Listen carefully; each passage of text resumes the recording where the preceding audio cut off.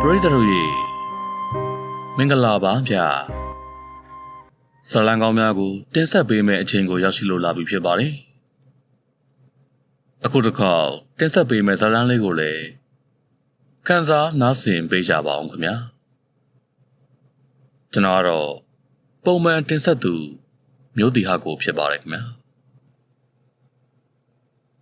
အခုတလောကျွန်မစိတ်တွေရှုပ်ရှက်ခတ်နေပါတယ်စာရေးမယ်လို့စဉ်းစားလိုက်တာနဲ့ခေါင်းတွေကကြိုက်လာတာပဲဒါပေမဲ့စာရေးမှဖြစ်မယ်ဝါသနာကိုမတားနဲ့ဆိုသလိုစာရေးရေးဖို့စွတ်မိတ်ပြီးတော့အတင်းရေးလေခေါင်းကပုတ်ကြိုက်လေပါပဲခတ်တော့ခတ်နေပါပြီသမီးလေးစိတ်ပြေလက်ပြောက်ဖွားဖွားတို့အိမ်ကိုတောက်လေပြီးတော့ရေးပါလားမေမေပြီးတဲ့အကြံတိုင်းဖွားဖွားတို့ရှိတဲ့ကလောကအိမ်ကိုတောက်လေဖို့ဆုံးဖြတ်လိုက်ပါတော့တယ်ဟိုမှာတဘာဝရှုခင်းနေနဲ့စိမ့်ဆုံနေတဲ့တောင်တန်းတွေကြားမှာဒေတာအစားအစာတွေကကျမကိုစောင့်ကြိုနေတယ်လေမနေ့ပြန်ချက်ချင်းသွားရမယ်သွားဖို့အတွက်ဝက်စားတွေသိမ်းစာရေးဖို့လိုအပ်တာတွေယူ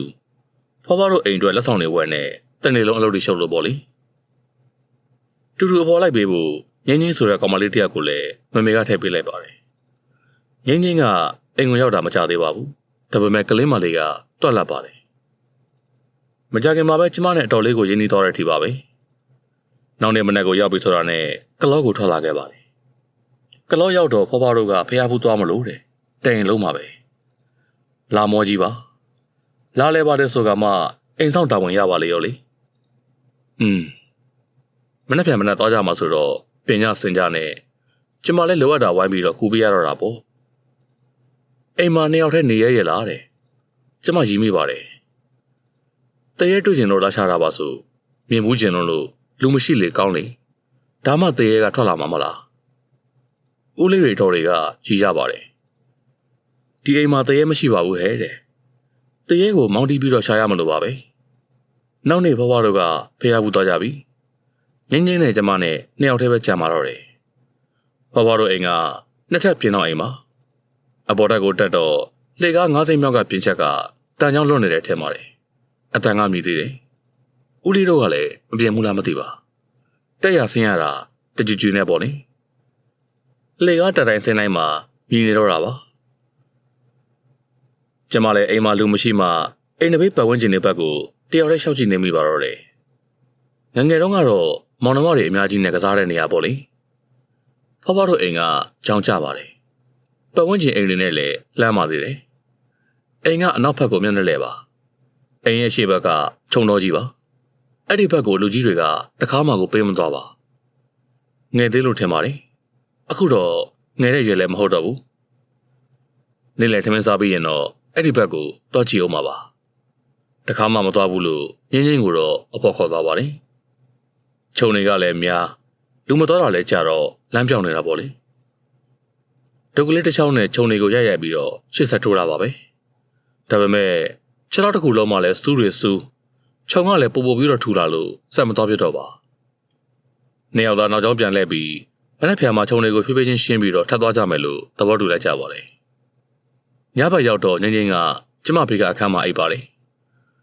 ကျမကစာရေးရင်တိတ်ဆိတ်မှအဆင်ပြေလို့တယောက်တည်းပဲအိပ်ပါတယ်ညဘက်ငင်းငင်းကအစောကြီးအိပ်ရဝင်နေပါပြီကျမကတော့အိမ်မပြောသေးပါတိတ်ဆိတ်နေတဲ့အချိန်ကစာရေးဖို့အကောင်းဆုံးချိန်လေကျမစာရေးဖို့ပြင်ဆင်နေတာနဲ့အချိန်တော်တော်ကိုနှင့်နေပါပြီစာကခုထိကိုတလုံးမှကိုမရေးရသေးတာပါစာရေးဖို့စဉ်းစားရင်နဲ့ထိုင်ရသားကြီးအိပ်ပေါ်သွားခဲ့မိပါတယ်ကျွေကနေအတန်ကြောင့်ကျမပြန်ပြီးတော့လှန်လို့လာပါတယ်ရင်းတယောက်နောက်ဖေးတော့တာထဲပါတယ်ကျမနားဆွေနေလိုက်ပြီးအပေါ်တက်တာလားအောက်ဆင်းလာလားဆိုတာနားထောင်နေပါတယ်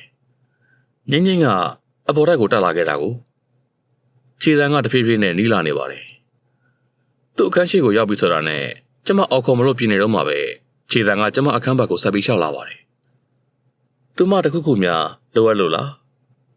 ကျမအခန်းတကားဖွင့်ပေးမလို့ထရက်ပြီးအခန်းဝကိုကြည့်လိုက်တော့အခန်းတကားအောက်ခြေကလူရိတ်ထင်နေပါတယ်ငင်းဒီကောင်မလေးကျမကိုမခေါ်ဘဲနဲ့ဘာဖြစ်လို့များရက်နေတာပါလဲကျမလည်းဒီတိုင်းပဲစောင့်ကြည့်နေလိုက်ပါသေးတယ်ငင်းကတော့တ တစ်ကလေးရက်နေတော့မှာပဲကျမစိတ်မရှိတော့ပါအခန်းတကားကိုစော့ဖွင့်ပြီးစူဖို့ကြည့်လိုက်တော့အခန်းပြင်ဘက်မှာဘသူမှရှိမနေတာပါအံ့ဩစရာပါပဲအရေးတစ်ခုကိုကျမတိတ်ချကိုတွေ့လိုက်တာပါဒါပေမဲ့အခန်းရှိမှာဘသူမှမရှိဘူးဆိုပေမဲ့အခန်းရှိကျမ်းပြင်ပေါ်မှာရေစက်တွေကိုတွေ့လိုက်ရပါတယ်တယောက်ကရေဆိုကြီးနဲ့လာပြီးရက်ထားလို့ကျမ်းပြင်ပေါ်မှာကျနေတယ်လို့မျိုးပါ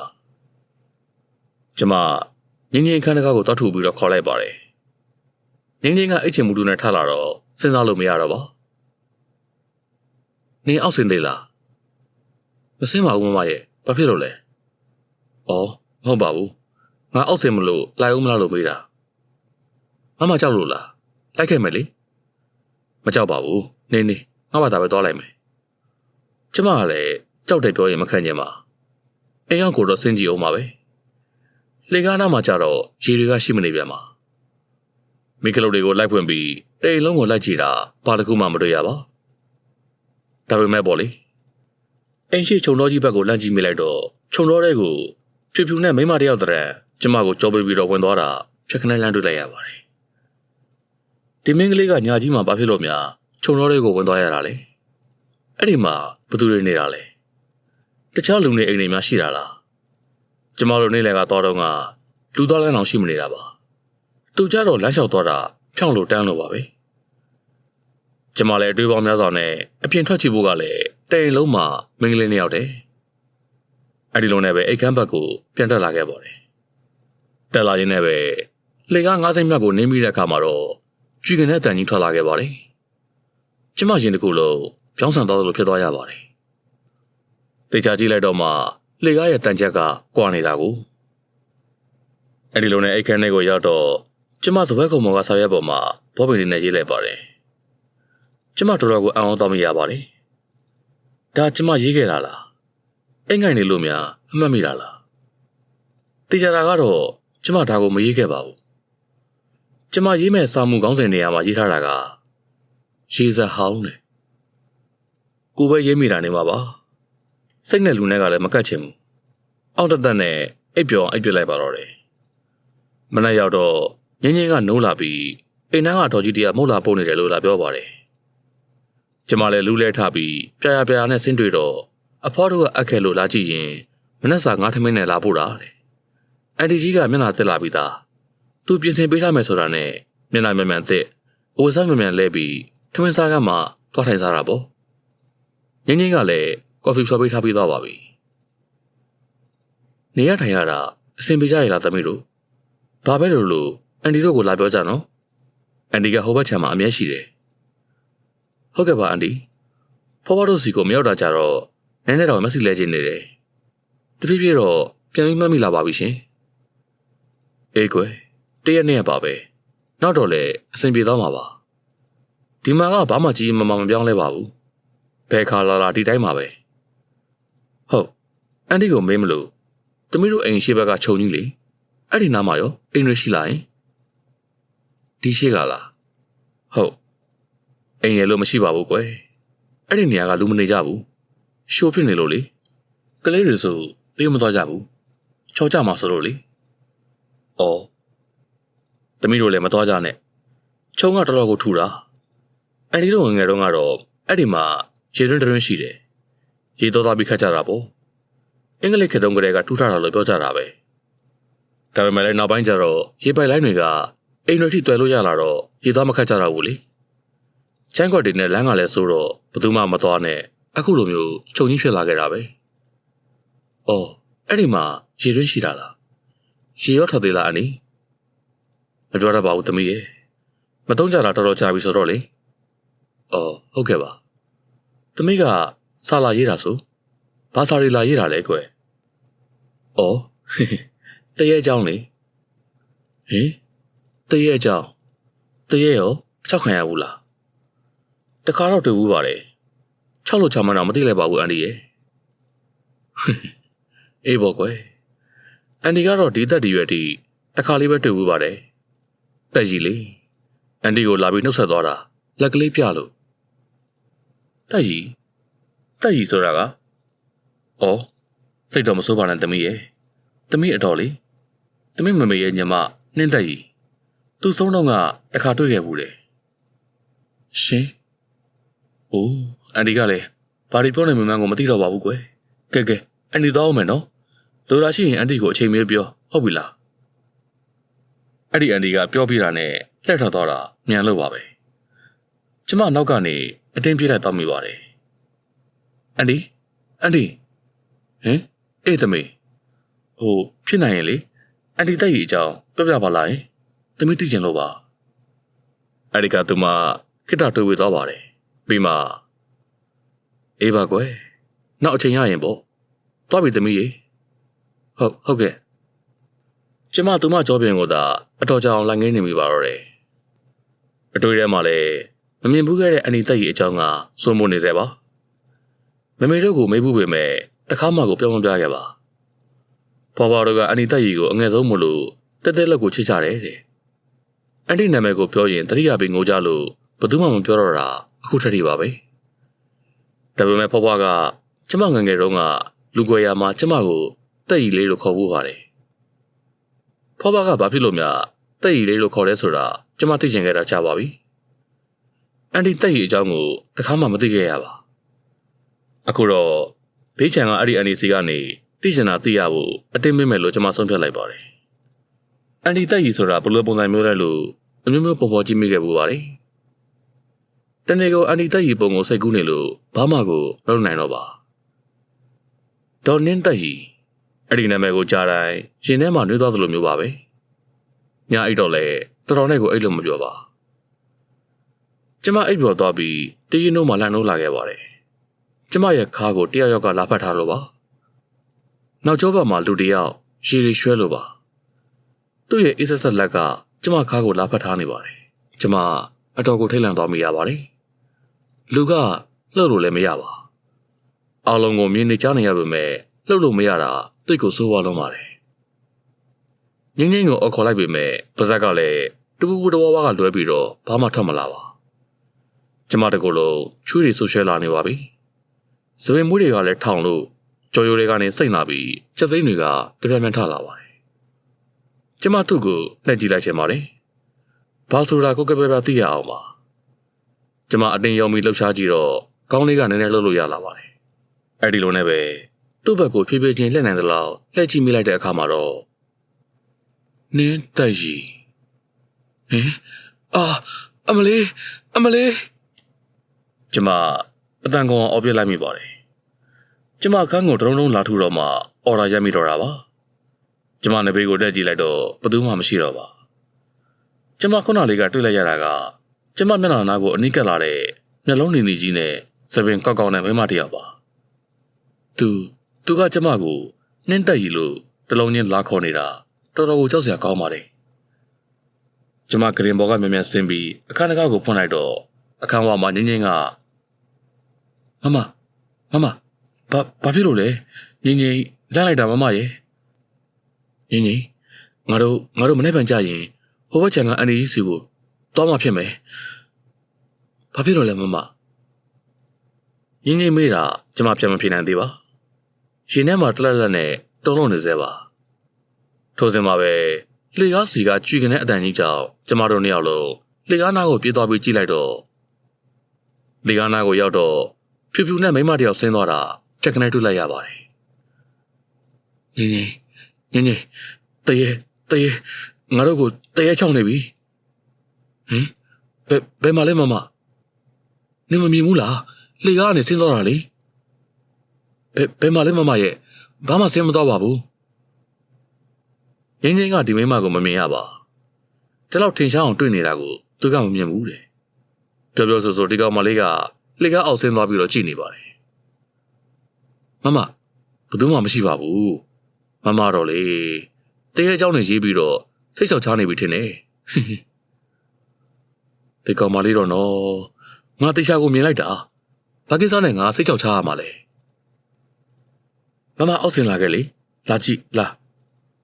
ကျမထိထိလန်းလန်းနဲ့ပြေးပြေးချင်းစဉ်းစားကြည့်လိုက်ပါတယ်ငင်းလည်းရှိနေတာပဲလေအောက်ထပ်ရောက်တော့ငင်းပြောသလိုပါပဲဘာဆိုဘာမှကိုရှိမနေပါတွေ့လားမမဘာမှမရှိဘူးမကြောက်နဲ့နော်ငင်းလည်းရှိနေတာပဲ ထူဆန်းလိုက်တာကျမတေချာကိုမြင်ခဲ့ရတာပါငင်းငင်းကအိမ်ပေါ်တက်ကိုအရင်တက်နေပြီးလေကားတစ်ဝက်ကနေကျမကိုရက်ဆောင်နေပါတယ်ကျမလည်းလိုက်ရှာကြည့်ပြီးမတွေ့ရတော့တာနဲ့လေကားဘက်ကိုအလားဟိုမှာအဲ့ဒီမိမလေကားအောက်မှာသောက်ထိုးကြီးတွားသွားပြီးလာနေတယ်အာတရေမငင်းငင်းရေငါစီကိုမြန်လာခဲ့ပါဘယ်မှာလဲမမဘယ်မှာလဲငင်းငင်းကပြောလဲပြောပြည့်စင်လာပြီးလာကြည့်တော့လေကားအောက်မှာဘယ်သူမှရှိမနေပြန်တော့ပါခုနကလေကားအောက်မှာသောက်ထိုးကြီးတွားသွားပြီးလာနေတာရှိတယ်တေချာကြည့်ပါကျမအတော်လေးကိုထိတ်လန့်နေပါပြီဖြစ်နိုင်ရင်ဒီနေရာမှာတစ်စက္ကန့်လေးမှကိုစက်မနေကျင်တော့တာပါငင်းငင်းကလေကားအောက်ထိကောင်းကောင်းကြည့်ပြီးလိုက်ရှာနေပါတယ်သူလာတော့မရှိတော့ပြန်ပါမမအော်ရာနဲ့ငင်းငင်းတော့လန့်လာပြီဘာမှလည်းမရှိပါဘူးစိတ်ကိုငြင်းလေးထားပါမမရေနော်ငါတကယ်တွေ့တာပါဟဲ့ဘယ်တော့မှလိန်ပြောဘူးလို့လဲငင်းငင်းကလေကားအောက်ကနေထွက်လာပြီးကျမဘက်ကိုလှည့်ပြီးရက်လိုက်တာနဲ့အဲ့ဒီမိမလေးငင်းငင်းနောက်မှာရက်နေတာကိုတွေ့လိုက်ရတော့တာပါပဲဟင်အမလေးနင်းနောက်မှာကျမအဲ့ဒီလိုပြောပြီးဘာမှကိုသတိမရတော့ပါသတိရလာတော့မနက်မိုးလင်းနေပါပြီကျမအခန်းထဲကကတင်ပေါ်မှာပါနဘေးမှာကငင်းငင်းနဲ့ဟိုဘက်ခြံကအန်တီကိုတွေ့လိုက်ရပါတယ်သမီးလေးသတိရလာပြီလားအန်တီတို့ဖြင့်လှန်သွားတာပဲကွယ်ဟုတ်ကဲ့အန်တီမမအင်းကြီးလေးအရင်လန့်လို့အန်တီကိုတော့ပြေးခေါ်ရတယ်မမကမေ့လဲတော့အင်းကြီးလည်းဘာမှကိုမလုပ်တတ်တော့ဘူးလေထို့စင်မှာပဲအခန်းတကားခောက်တန်ကြားလိုက်ရပါတယ်အန်တီကအေးဝင်ခဲ့ဖို့ပြောတော့အခန်းထဲကိုဦးလေးကြီးတယောက်ဝင်လာပါတယ်ကောင်မလေးသတိရလာပြီပေါ့ဟုတ်တယ်ယောက်ျားကြီးစိုးဖြင့်လှန့်သွားတာပဲသမီးတို့ဒီညအန်တီတို့အိမ်မှာလာအိတ်ကြပါလားမသိသေးပါဘူးအန်တီရဲ့ဒါမှမဟုတ်အန်တီလာဆောင်အိတ်ပေးရမလားခေါင်းနာပေါ့အန်တီလာခဲ့ပေးပါနော်အေးသမီးစိတ်မပူနဲ့အန်တီလာဆောင်အိတ်ပေးမယ်ကဲနားလိုက်ကြအောင်နေ့လေသားလည်းမချက်ကြနဲ့တော့အန်တီချက်ပြီးလာဖို့မယ်နော်ဟုတ်ကဲ့ပါအန်တီကျေးဇူးတင်ပါတယ်ရှင်မလိုပါဘူးကွယ်နေ့လေကြရင်အန်တီပြန်လာခဲ့မယ်အခုတော့နေ့လေသားသွားချက်လိုက်အောင်မယ်သမီးလိုရာရှိရင်မှားလိုက်လေသမီးရပါပြီအန်တီလိုရာမရှိပါဘူးအန်တီတို့သွားပြီနော်သမီးဟုတ်ကဲ့ဦးလေးကြီးကလည်းအန်တီနဲ့တူတူပြန်လိုက်သွားပါတယ်ငင်းငင်းကတော့ကျမနေပေးမှလာထိုင်ပြီးတော့စောင့်နေပေးရှာပါလေကျမမင်းညကဖြစ်ပျက်တွေကိုစဉ်းစားလို့မရဖြစ်နေပါတယ်ဒီတရေမကိုငင်းငင်းကဘာဖြစ်လို့များမမြင်တာပါလဲကျမတယောက်တည်းကိုပဲလာချောက်နေတာဖဖရဲ့အိမ်မှာလည်းတရေရှိတယ်လို့တခါမှကိုမကြားခဲ့ဘူးတာပါဖြစ်နိုင်တာကတော့ဟိုနေ့ကဦးလေးနဲ့အတော်ကိုနှောက်ပြီးတရေတွေ့ကျင်လို့လာရှာတာဆိုပြီးပြောလိုက်လို့များလာတာလားမသိပါငင်းငင်း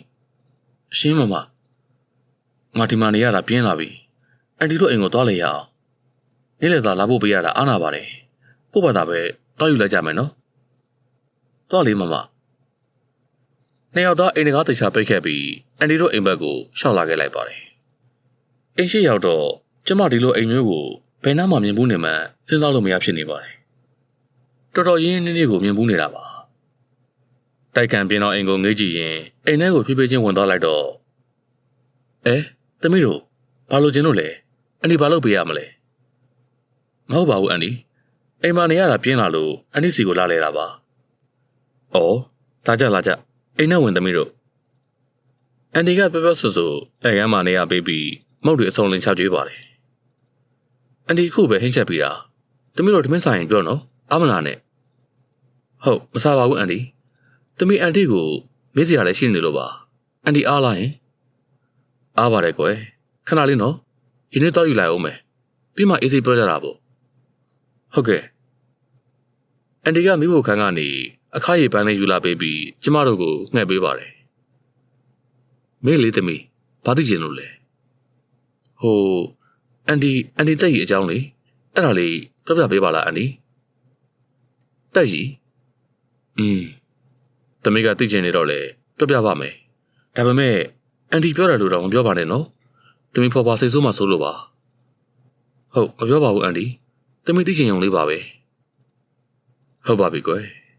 တက်ကြီးကအန်ဒီရဲ့တငယ်ချင်းပါအန်ဒီတို့ကတငယ်ချင်း၄ယောက်ရှိတယ်ရှာရှာပါပါယောက်ျားလေးတစ်ယောက်ပဲပါတယ်သူ့နာမည်ကကျော်ဝင်းဆွေတဲ့မိန်းကလေး၃ယောက်ကတော့အန်ဒီရဲ့အန်ဒီနာမည်ကခင်စိုးမိုးတဲ့မှတ်ထားနော်သမီးဟုတ်ကဲ့ပါအန်ဒီနောက်တစ်ယောက်ကသမီးရဲ့အန်တီလေးနှင်းသက်ကြီးနောက်တစ်ယောက်ကတော့ခင်ပြုံးနဲ့အန်တီတို့၄ယောက်ကတိတ်ကိုချစ်ကြတာ6တန်းကလေးကတငယ်ချင်းတွေလေ10တန်းရောက်တော့ခင်ပြုံးတစ်ယောက်ပဲ10တန်းအောင်တယ်အန်တီတို့ကစာညံ့နေလေအန်တီတို့ရဲ့နာမည်ပြောင်ကခင်ခင်နှင်းကျော်တဲ့တငယ်ချင်း၄ယောက်ရဲ့နာမည်ရှစ်စလုံးတွေကိုပဲနာမည်တစ်ခုဖြစ်အောင်စီပြီးတော့ပေးထားတာအဲ့ဒီမှာစတာပဲသမီးရေဘာဖြစ်လို့လဲအန်တီစိတ်ကစားတဲ့အရွယ်လေးသမီးရဲ့တက်ရည်နဲ့ကြော်ဝင်းဆွေကမိသားများသွားကြတာပဲကွယ်ခင်ပြုံးက10တန်းအောင်တော့ကောလိပ်တက်ရတော့မှာပေါ့ကောလိပ်မတက်ခင်အန်တီတို့၃ယောက်ကိုနှုတ်ဆက်ပွဲလုပ်ပေးမယ်ဆိုပြီးခေါ်ရညမှာပေါ့အန်တီတို့လည်းညစာမောလို့စားကြမယ်ဆိုပြီးပညာစင်ကြနဲ့အဲ့ဒီအိမ်မှာပဲလူစုကြတာအခုအိမ်ရှိကထောက်ပတ်တီးပင်တွေ့လားဟုတ်တွေ့တယ်အန်တီအဲ့ဒီအပင်အောင်မှာစပွဲလေးချစားဖို့မုန့်တွေချနဲ့ည9နာရီလောက်ပေါ့သမီးရေအန်တီတို့လည်းပြင်ဆင်နေတာနဲ့ဘာမှကိုသတိမထားမိကြပါဘူးအဲ့ဒီမှာပဲခင်ပြုံးတရားမုတ်လာချပြီးပျောက်သွားလိုက်တာခုချိန်ထိကိုမတွေ့ရတော့ပါပဲကွယ်ဘာဖြစ်လို့လဲအန်တီခင်ပြုံးပျောက်သွားတာသမီးရေလူကြီးတွေပြောတာတော့နှက်ဖက်တာပေါ့ခုချိန်ထိသူ့ကိုရှာမတွေ့တော့တာဘယ်တွေရောက်လို့ဘာတွေဖြစ်ခဲ့လဲဘယ်သူမှကိုမသိနိုင်တော့ပါဘူးကွယ်အန်တီခင်ပြုံးကပျောက်သွားတာကောလိပ်တက်ရတော့မှဆိုတော့ဒီကိုမလာပဲကောလိပ်ကိုပဲသွားလိုက်တယ်များလားအန်တီဘယ်ဟုတ်မလဲကွယ်ခင်ပြုံးကတေလားရှင်လားခုထိကိုမသိရတော့ပါဘူးအဲ့ဒါနဲ့အန်တီတက်ရည်နဲ့ပတ်သက်နေလို့လားအန်တီမပတ်သက်ပါဘူးသမီးရဲ့ခင်ပြုံးပြောတဲ့ညကလူအကုန်လုံးဝိုင်းမိရှာကြတာသမီးတို့အိမ်ရှိဘက်ကအော်တန်ကြားလို့တွားကြည့်ကြတော့သမီးအန်တီတက်ရည်ကခွေခွေလေးလဲကျနေပြီအသက်မရှိရှာတော့ဘူးဆရာဝန်တွေပြောတာကတော့ရုတ်တရက်ထိတ်လန့်စရာတစ်ခုခုတွေ့လို့နှလုံးရက်သွားခဲ့တာလို့ပြောတာပဲရှင်အဲ့ဒီနေ့ညကအားလုံးအတွက်ကံကြမ္မာဆိုးပါပဲသမီးရဲ့ခင်ပြုံးလဲပြောက်တက်ရည်လဲဆုံးအားလုံးငိုကြရတာပေါ့ဘာတွေများဖြစ်ခဲ့တာလဲမသိဘူးနော်အန်တီမပြောရတော့ပါဘူးကွယ်ကျော်ဝင်းဆွေလဲတက်ရည်စိတ်နဲ့ခြေဦးတရာလျှောက်သွားရင်အခုဘယ်ရောက်လို့ပဲပေါက်နေလဲဆိုတာသတင်းလည်းမရတော့ပါဘူးအန်တီဆိုးကပြောရင်းနဲ့မျက်ရည်တွေလဲလာပါတယ်ကျမလည်းစိတ်မကောင်းပါအန်တီတက်ရည်ဘာများတွေ့လို့နှလုံးရက်သွားခဲ့ရတာလဲအန်တီတက်ရည်တငယ်ချင်းကရောဘာဖြစ်လို့များပျောက်သွားခဲ့ရတာလဲအုံနောက်ကလိုက်လို့မမီတော့ပါအန်တီတို့10တန်းလုံးကတပ်ပုံတူတူရိုက်ထားတာရှိတယ်သမီးအန်တီတက်ရည်ကိုတွေ့ဖို့ချင်တယ်ဆိုတပ်ပုံလေးပဲကြည့်ပါတော့သမီးရေခဏနော်အန်တီရှာပေးမယ်ဟုတ်ကဲ့အန်တီဆိုကအင်ပေါ်တက်ကိုတက်သွားပြီးတပ်ပုံအဲဘန်ကိုယူကဆင်းလာပြီးတော့ရှာပေးပါတယ်ဒီမှာသမီးရေသမီးအန်တီတက်ရည်ကဘယ်တယောက်လဲဆိုတာရှာကြည့်ပါဦးကျမတပ်ပုံလေးကိုယူကြည့်လိုက်တော့ဒါကျမနဲ့ခက်စင်စင်မိန်းကလေးတယောက်သူမကအန်တီတက်ရည်ဖြစ်မယ်နဘေးမှာကဦးကျော်ဝင်းဆွေဆိုတာအန်တီတက်ရည်ချစ်သူအနောက်ဘက်မှာအန်တီဆိုနဘေးကတယောက်ကျမကောင်းတဲ့ဘက်နဲ့ကြီးသွားမိပါတယ်စပင်ကောက်ကောက်နဲ့အဲ့ဒီမိန်းမလေးတရေမညလာပြီးခြောက်နေတဲ့မိန်းမပါလားအမလေးလေးအန်တီဒီတယောက်ကဘာတူလဲဒီတယောက်ကတက်ရည်မဟုတ်ပါဘူးသမီးရဲ့ဒါကခင်ပြုံးလေရှင်ကျမမျက်လုံးနဲ့ပြူလိုက်ရပါပြီတရေမကပျောက်သွားတယ်ဆိုတဲ့အန်တီတက်ရည်တငယ်ချင်းခင်ပြုံးနေလားအခုကျမရဲ့စိတ်တွေပိုပြီးတော့ရှုပ်လာနေပါတယ်သမီးလေးအန်တီနဲ့တိတ်ကိုဆင်လာပဲကွယ်တက်ရည်အငယ်စားလေးပေါ့ရှင်ကျမရုပ်တရက်နှလုံးတွေတုံလာပြီးလက်တွေပါတုံရင်လာနေပါတယ်တက်ရည်အငယ်စားလေးဟုတ်လားတရေမကညကကျမကိုလေနှင်းတက်ရည်လို့တလုံးချင်းလာခေါ်ထားတယ်မလားအန်တီခင်ပြုံးကလေဆုံးသွားတာများလားယင်မသိပါဘူးသမီးရဲ့ဆုံးသွားတယ်ဆိုလေအလောင်းတွေ့ရမှာပေါ့ဘယ်လိုလဲကိုမသိတော့ပါဘူးကွယ်အလောင်းလည်းမတွေ့ဘူးဟုတ်လားအန်တီ ကျမမင်းနေစင်မှာပဲလေတွေကအရန်ကိုတိုက်ခတ်လာခဲ့ပါတယ်။ဘုံငနဲ့ကြားလိုက်ရတဲ့အတန်ကြောင့်ကျမတို့၃ယောက်ပြန်လူလက်ကြည့်လိုက်မိပါတယ်။အိမ်ဝင်တကားမကြီးနှစ်ချက်ကလေမတိုက်ပါပဲနဲ့ပိတ်သွားတာကိုတွေ့လိုက်ရပါတယ်။အန်တီဆိုးကကြောင်အန်းဖြစ်သွားပြီးတကားဘက်ကိုကြည့်နေပါတယ်။ပြီးမှထသွားပြီးတော့တကားကိုပြန်သွားဖွင့်နေတဲ့အချိန်ကျမထိုင်နေတဲ့စက်တီကိုအောက်ကနေလက်အေးကြီးတစ်ဖက်ကထွက်လာပြီးကျမခြေသလုံးကိုလှမ်းကင်လာပါတယ်။ဟင်အမလေးဘာကြီးလဲမသိဘူးကျမထိတ်လန့်နေကြအော်လိုက်တော့လက်ကိုပြန်ရောက်သွားခဲ့ပါတယ်လက်ကရေတွေဆိုပြီးတော့ဖြူစွတ်နေတာပါကျမချက်တော့မှရေတွေတောင်လာပြီးဆိုနေပါတယ်မမဘာဖြစ်တာလဲဘာဖြစ်လို့လဲသမီးဘာဖြစ်လို့လဲအန်ဒီတရေချောက်တယ်သမီးချက်တော့ကိုခေါင်းကနေလာဆွဲတယ်အန်ဒီဟေးဘယ်မှာလဲသမီးရဲ့ဒီမှာအန်ဒီသမီးချက်တော့မှရေတွေတွေ့လားမမချီသလုံးမှရေတွေဆုံးနေတဲ့တော့တရေတကယ်လာဆွဲတာလားယင်မမဟုတ်တော့အန်ဒီတို့စီမှာတရေမရှိပါဘူးသမီးရဲ့ရေနွေးတွေများပိတ်ကြထားသေးလားအဖေဘူးအန်ဒီခေါင်းကနေလက်ဖြူဖြူကြီးထွက်လာပြီးတော့လမ်းဆွဲတာသမီးကြောက်လိုက်တာအန်ဒီရဲ့အော်မကြောက်ပါနဲ့ကွယ်အန်ဒီတို့ရှိတယ်နော်ယောက်ျားအေးပြော့မိမဖះစင်မောကရေမန်းလေးယူလာပေးပါအောင်ရှင်သမီးလေးလိပ်ပြလန့်နေလို့အန်ဒီဆိုးရဲ့မျိုးသားကရေမန်းမှုလေးယူလာပေးတော့ကျမကိုအန်ဒီကတိုက်ပါတယ်မကြောက်နဲ့တော့နော်သမီးဘာမှမရှိဘူးသမီးကလိပ်ပြလှလို့ထင်တယ်အန်ဒီတော့တခါမှအဲ့ဒီလိုမဖြစ်ဘူးကြားလည်းမကြောက်ဘူးသမီးရဲ့ဟုတ်အန်ဒီသမီးတခုလောက်ပြခြင်းတယ်အေးပြော့လေသမီးအန်ဒီခင်ပြုံးလေ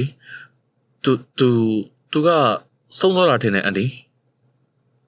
ဘာဖြစ်လို့များလဲသမီးရဲ့သမီးကိုအခုလိုက်ချောက်နေတာသူဘောအန်ဒီဟေးဟုတ်ရလားကွယ်သူကပျောက်သွားတာပါသမီးရဲ့အတိုက်ရှင်နေအောင်ပါသူဆုံးလို့ချောက်တယ်ဆိုရင်လေသူ့အိမ်ကိုချောက်မှာပေါ့ကွယ်ပျောက်သွားခဲ့တာလေနှစ်ပေါင်း20တောင်ကျော်ပြီလေချောက်တယ်ဆိုလေအရင်ကတည်းကချောက်မှာပေါ့မဟုတ်ဘူးလားပြီးတော့အခုသမီးကိုသူမှမသိတာ6ချင်း6အန်တီကိုပဲလာချောက်မှာလေသမီးရဲ့စိတ်မဆွဲပါနဲ့ကွယ်သမီးပြောလေအန်တီကယုံမှာမဟုတ်ပါဘူးအန်တီခင်ပြုံးကိုသမီးတခါမှမမြင်ဘူးပါဘူး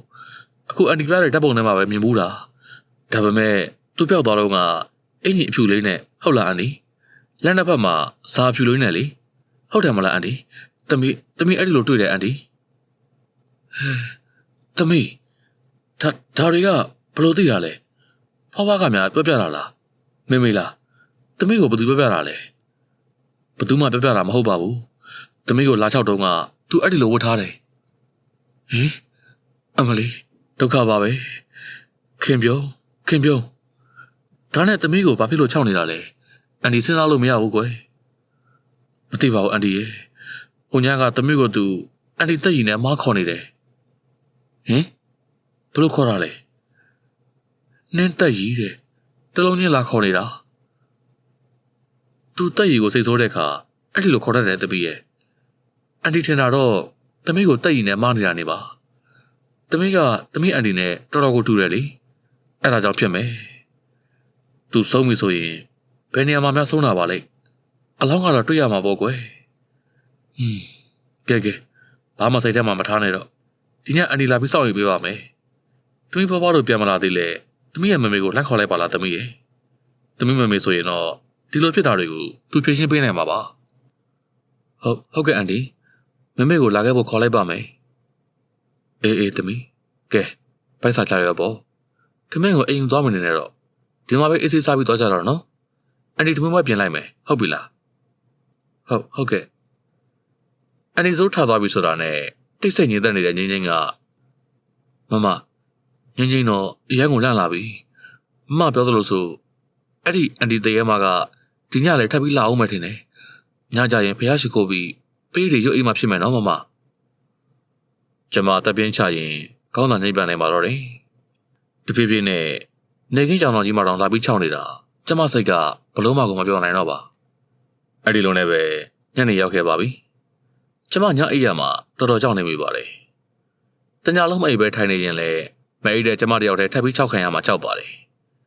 အန်ဒီဆိုးကတော့ကလောမျိုးကအကြောင်းလေးတွေစီကပတ်ကုန်းပြောနေရှာပါတယ်ကျမစိတ်ကတော့ဘယ်ချိန်ဘယ်နေရာကထွက်လာပြီးကျမကိုလာချအောင်မလဲဆိုတာပဲတွေးနေမိပါတယ်ကြောက်တာကူနော်ညနေလာတော့အေးစေးအိတ်ချဖို့အန်ဒီကပြောပါတယ်ဘာမှစိတ်ဝင်ပူဖို့မှာပါတယ်ဒါပေမဲ့ဒီညကျမှကျမရဲ့စိတ်တွေတော်တော်ကြီးကိုလေးလံနေတာပါတခုခုကိုကြုံရတော့မယ်ဆိုတာကျမကိုကျမသိနေတယ်လို့မျိုးပါကျမတို့ 3 ယောက်တစ်ခါနဲ့မှစုအိတ်ကြပါတယ်ငင်းငင်းနဲ့အန်ဒီဆိုးကတော့အိတ်ပျော်နေပါပြီကျမကတော့နို့တော့အိတ်တော်နဲ့လန့်လန့်နိုးနေပါတယ်မနက်3 နာရီလောက်ရောက်တော့အိမ်နားမှာခွေးတွေကတအားကိုဥလာပါတယ်ခွေးဥသားတွေကဆူညံလုံးလို့ကျမလန့်နိုးလာခဲ့တာပေါ့အဲ့ဒီခိုက်မှာပဲကြွေကနေအတန်ကြီးကိုကြားလိုက်ရပါတယ်ဟောလေကားတက်တန်ကြားရပြန်ပြီကျမထိတ်တလန့်နဲ့ထထိုင်လိုက်မိပြီးနဘေးကအန်ဒီဆိုးကိုလက်တို့ပြီးတော့နှိုးပါတယ်အန်ဒီဆိုးကတော်တော်ကြီးကိုအိပ်ပျော်နေတော့နှိုးမလာပါငိမ့်ကျမဒေသန်တိုးတိုးလေးနဲ့ငင်းငင်းဘက်ကိုလန့်ခုန်တော့လေငင်းငင်းကတိုးတိုးမကိုမလုပ်ပါနှိုးမရတဲ့အစုံခြုံထားတဲ့ဆောင်ကိုတိုးပြီးကောင်းမှုခြုံလို့အခန်းဝါကိုစောင်းကြားတဲ့ကနေချောင်းကြည့်နေလိုက်ပါတယ်တရှက်ရှက်နဲ့ခြေတံတွေကအခန်းတကားဝါနားကိုတဖြည်းဖြည်းနီးကပ်လို့လာပါပြီကျမအသေးတွေဦးတွေပြောင်းဆန်လောက်အောင်ကိုတောင်းလုံးနေမိပါတယ်ချွေးတွေကလည်းတကောလုံးကိုဆူဆွဲနေတော့တာပါပဲအခန်းဝါနားမှာတင်ခြေတံကရက်သွားခဲ့ပါတယ်အခန်းပြင်ပမှာမီးအောင်တွေ့လိုက်ရတော့ကျမအံ့ဩသွားမိပါတယ်တရေကမီးထွန်းနိုင်လို့လားစဉ်းစားနေတော့မှပဲကြွေကနေအတန်နဲ့တူအခန်းတကားဖွင့်လာခဲ့ပါတော့တယ်အခန်းပြင်ပမှာသပင်ကောက်ကောက်နဲ့အန်တီခင်ပြုံးအင်ကြီးအဖြူလေးနဲ့ရက်နေပြီးလက်ထဲမှာလည်းဖျောင်းနိုင်မီလေးထုံးပြီးကြိုင်လို့ကျမကိုလိုက်ခဲ့ဖို့ခေါ်နေပါတယ်အမလီဘယ်လိုက်ရပါမလဲကျမဟေးမလိုက်ဘူးအဲ့ဒီလိုပါဇက်ကပြောနေပေမဲ့ခြေထောက်ကသူ့လိုလိုသူ့နောက်ကိုလိုက်ဖို့ထနေပါလေရောဘလို့များဖြစ်တာပါလေစဉ်းစားလို့လည်းမရဒါနဲ့ပဲသူ့စီကိုကျမလျှောက်သွားလိုက်ပြီးသူ့နောက်ကနေတိုက်သွားခဲ့မိပါတော့တယ်ဒီလိုလိုက်သွားခဲ့မိတာကျမဘဝရဲ့အဆုံးသတ်များဖြစ်ခဲ့မယ်ဆိုတာသိခဲ့ရရင်အန်ဒီခင်ပြုံးကကျမတို့အိမ်ရဲ့အရှိဘက်ကခြုံတော်ကြီးဘက်ကိုတိုးဝင်သွားပါတယ်ကျမကိုလည်းလိုက်ခဲ့ဖို့ခေါ်နေပါတော့တယ်ကျမလည်းမထူးဆက်ခင်းပြီးလိုက်သွားမိပါတော့တယ်ထူးခြားတာတစ်ခုကကျမဟိုတနေ့ကသွားတော့ရှင်းလိုက်ရတဲ့ခြုံတွေအခုတော့သူတို့မဟုတ်တဲ့အတိုင်းပါပဲသူ့လိုလိုနဘေးကိုကိုင်းကြသွားတာပေါ်မြင်စာအုပ်ထဲကမော်ဆရာလိုအဖြစ်မျိုးနဲ့ခက်ဆင်ဆင်ရပါတော်တော်လေးသွားလိုက်မိတော့ရှေ့မှာရေရင်းပြက်ကြီးတစ်ခုမသုံးနာကြလို့ရေမော်တွေတောင်တက်နေတာပါ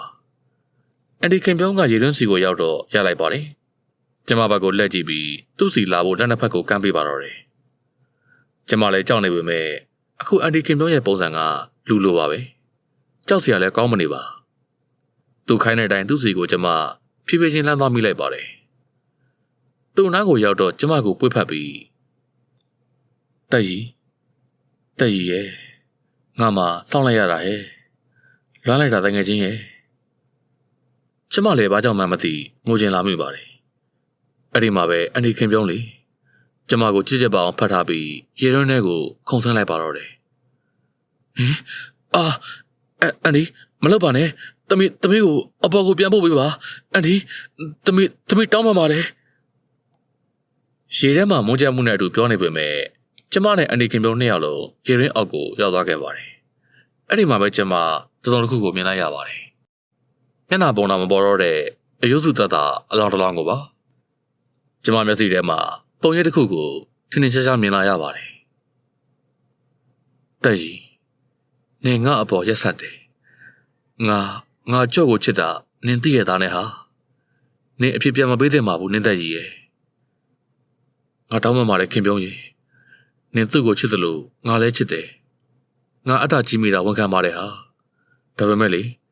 ကျော်ကလည်းငါ့ကိုချစ်တယ်ဆိုတော့ငါစမပြောနဲ့တော့တက်ကြီးနင်နဲ့ငါတရားရောက်မရှိမှအေးမှာပါ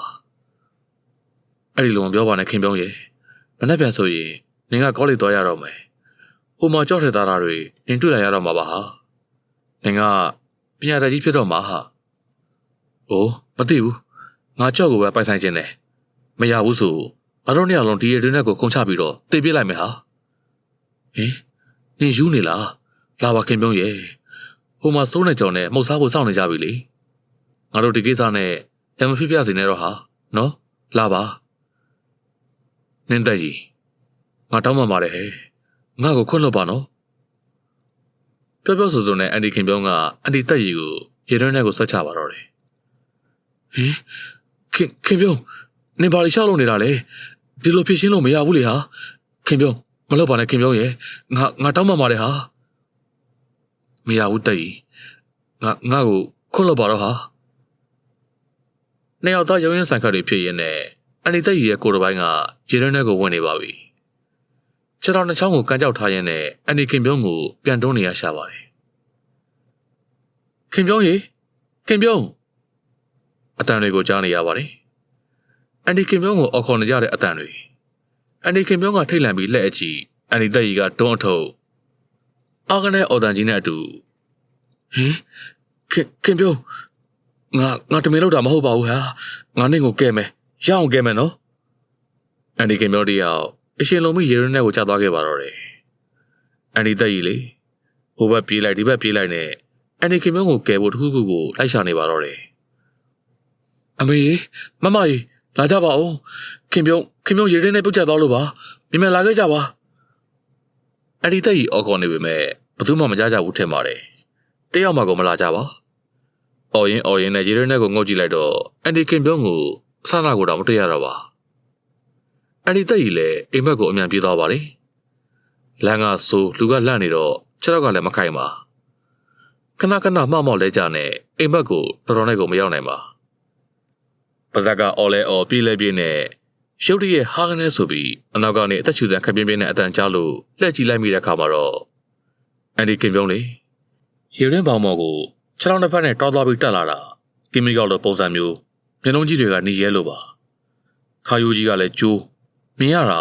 အတော်ကိုထိတ်လန့်စရာကောင်းလွန်နေပါတယ်အန်ဒီတက်ကြီးလည်းအဲ့ဒီပုံကိုမြင်ပြီးလန့်အော်ကခွေကနေလက်ကျသွားခဲ့ပါတော့တယ်မှတ်မိပြီလားတက်ကြီးနေငါ့ကိုရေရင်းနဲ့တွန်းချခဲ့တာလေအန်ဒီတမီးကအန်ဒီတက်ကြီးမဟုတ်ပါဘူးအန်ဒီလူမနေပြီကြီးကျင်တဲ့နင်းသက်ကြီးရဲ့ကျမရဲ့ကြောက်စိတ်ကကုံဆုံးသွားပါပြီဒါလောက်ထိကြုံလာရမှတော့ဒေါသလည်းဖြစ်လာပါတော့တယ်အန်ဒီခင်ဗျုံကိုပြန်တွန်းပြီးရေရဲဝအနားကိုရေကူးရင်တက်သွားတော့အန်ဒီခင်ဗျုံကနောက်ကနေလိုက်တက်လာခဲ့ပါတော့တယ်ရေရင်းထဲကနေရေပေါ်ကိုရောက်ခါနေမှကျမကိုကြော်တက်သွားပြီးကျမခေါင်းကိုရေထဲပြန်နေတာခံလိုက်ရပါတော့တယ်အန်ဒီခင်ဗျုံရေထဲကနေရေရင်းဘက်ကိုတောသွားပြီးတက်သွားတာကျမရေထဲကနေတွေ့နေရပါတယ်ကျမအတိမ်မဲ့လိုက်တက်သွားခဲ့ပါတယ်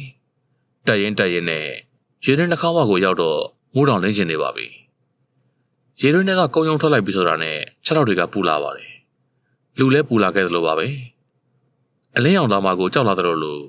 အလင်းနဲ့ထိမကိုလှန့်လာပါတယ်ကျမကိုငုံကြည့်လိုက်တော့အလိုလေးဒီကိုယ်လုံးဖြူဘက်ဖြူရောနေပါလားအန်ဒီခင်ဗျုံကိုလှမ်းကြည့်လိုက်တာနဲ့ကျမခေါင်းတစ်ပတ်နဲ့ကြီးသွားရပါတယ်အန်ဒီခင်ဗျုံတစ်ဖြစ်လဲကျမကိုပြန်တွေ့လိုက်ရလို့ပါဖေကြီးဘာတွေဖြစ်ကုန်ပြီလဲကဲပါအန်ဒီဆိုရေမမကဒီမှာရေတွေရွှဲလို့မြင်လာပါဦးငင်းအတန်ကြားတော့မှပဲကျမအားတက်လာမိပါတယ်ငင်းကအပြေးလေးလှမ်းလာနေပါတယ်ဒါပေမဲ့ပေါ့လေသူပြေးသွားတာကျမစီကမှမဟုတ်ပဲကျမနဲ့ချွတ်ဆွတ်တူနေတဲ့အန်ဒီခင်ဗျုံစီကပါကျမအရန်ကိုလန့်သွားမိရပါတယ်ဘာဖြစ်လို့များအန်ဒီခင်ဗျုံစီကိုပြေးသွားရတာလဲငင်းမတော်နဲ့အဲ့ဒါတရေမကြီးငင်းရေကျမအတန်ကုန်အော်ပြီးငင်းစီကိုပြေးသွားပေမဲ့ငင်းကကျမကိုမမြင်နိုင်တော့ပါတမီးရဲ့အန်ဒီတို့ပြင်ရှာလိုက်ရတာကွယ်လူတောင်တုံပြီးလှန့်သွားတာပဲဘယ်ဒီမှသွားနေတာလဲကွယ်ရေတွေကလည်းရွှဲလို့လာအိမ်ပြန်ရအောင်တရေမတော်ခင်ပြုံးကမျက်နှာတုံးနဲ့အန်ဒီဆိုးနောက်ကိုလိုက်သွားခဲ့ပါတယ်အန်ဒီဆိုးအဲ့ဒါတမီးမဟုတ်ပါဘူးအန်ဒီဆိုးအဲ့ဒါတရေမကြီးအန်ဒီရဲ့တမီးပြောတာကြားရလားအန်ဒီခင်ပြုံးကခြေလမ်းကိုတုံနေရလိုက်ပြီးကျမဘက်ကိုလက်ကြည့်လာပါတယ် အနေခင်ပြုံးရဲ့အဲ့ဒီလိုမလုပ်ပါနဲ့ရှင်သမီးကိုအဲ့ဒီလိုမလုပ်ပါနဲ့နော်ကျမပြောလဲပြောသူတို့နောက်ကိုပြေးလဲလိုက်ပေမဲ့တဖြည်းဖြည်းလင်းလာတဲ့အလင်းရောင်ကကျမကိုတိတ်ပြီးတော့ပူလောင်နေစေခဲ့ပါတယ်ကျမဖြစ်ကိုမြင်နေတဲ့အန်ဒီခင်ပြုံးကကောက်ချစ်တဲ့အပြုံးမျိုးနဲ့တစ်ချက်ပြုံးပြခဲ့ပြီးထွက်ခွာသွားပါတော့တယ်ကျမဆက်ပြီးလိုက်သွားလို့လည်းမရတော့ပါပူလုံးလို့နေစရာရှာမတွေ့တော့တာနဲ့ရေတွင်းထဲကိုပြန်ဆင်းလိုက်ရပါတယ်ရေတွင်းထဲမှာအန်ဒီခင်ပြုံးအလောင်းလေးသူရေတွင်းထဲကြတော့ကသူ့ခြေထောက်ကိုရေမော်ပင်ကြီးရစ်မိသွားလို့ထင်ပါရဲ့ညဘက်ခြေထောက်မှာရေမော်ပင်အရေးလိုက်ကြီးနဲ့တွေ့လိုက်ရပါတယ်တော်တော်ကြာလာတော့ပုတ်ဆိုတဲ့အတန်နဲ့တူအရာဝတ္ထုတစ်ခုပြုတ်ကျလာပါတယ်ဒေါခင်ပြုံးကကျမစာရေးထားတာတွေကိုရေတွင်းထဲကိုလာပစ်ချပေးပြီးတော့ပြန်ထွက်သွားခဲ့တာပါကျမကြည့်လိုက်တော့ကျမရေးလက်စာဝတ္ထုလေးစာရွက်မှာရေးစာဟောင်းဆိုပြီးရေးထားတာလေးကရေတွင်းထဲကိုဝဲကနဲ့တပြေးပြေးချင်းကျလာခဲ့ပါတော့တယ်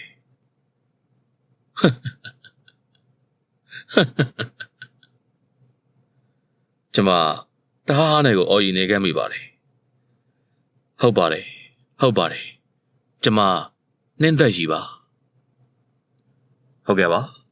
တကယ်တော့ဇလန်းကဒီမှာပဲပြီးဆုံးသွားခဲ့ပြီဖြစ်ပါတယ်ဒါပေမဲ့ဒီဇလန်းနဲ့ပတ်သက်ပြီးဆရာမတော်လာမင်းစန္ဒာဝေဖန်မှုတွေမြင့်တက်ခဲ့ရပါတယ်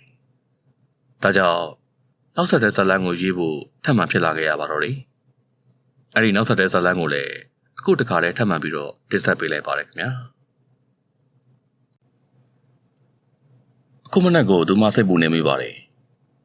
ယမန်နေ့ညကဖြစ်ပြန်များနဲ့အခုမနက်စောဖြစ်ပြခဲ့တာတွေကတိုက်ဆိုင်မှုပင်လားနေတဲ့ကြီးရဲ့တူမလေးနင်းဝတီထက်ရဲ့ပြောစကားတွေကထူးဆန်းနေပါတယ်သူမထံကိုလာချောင်းနေသူကခင်ပြုံးဆိုပြီးတက်အပ်တရားစွာပြောနေလို့စိတ်ပူပန်နေရပါတယ်ခင်ပြုံးသေလားရှင်လားပင်တခြားမသိရတော့လေပျောက်ဆုံးတဲ့အချိန်ကိုရည်တွက်ကြည့်လိုက်မယ်ဆိုရင်နှစ်ပေါင်း20ကျော်ခန့်ရှိပြီဖြစ်ပါတယ်တိတိကျကျပြောရမယ်ဆိုရင်တော့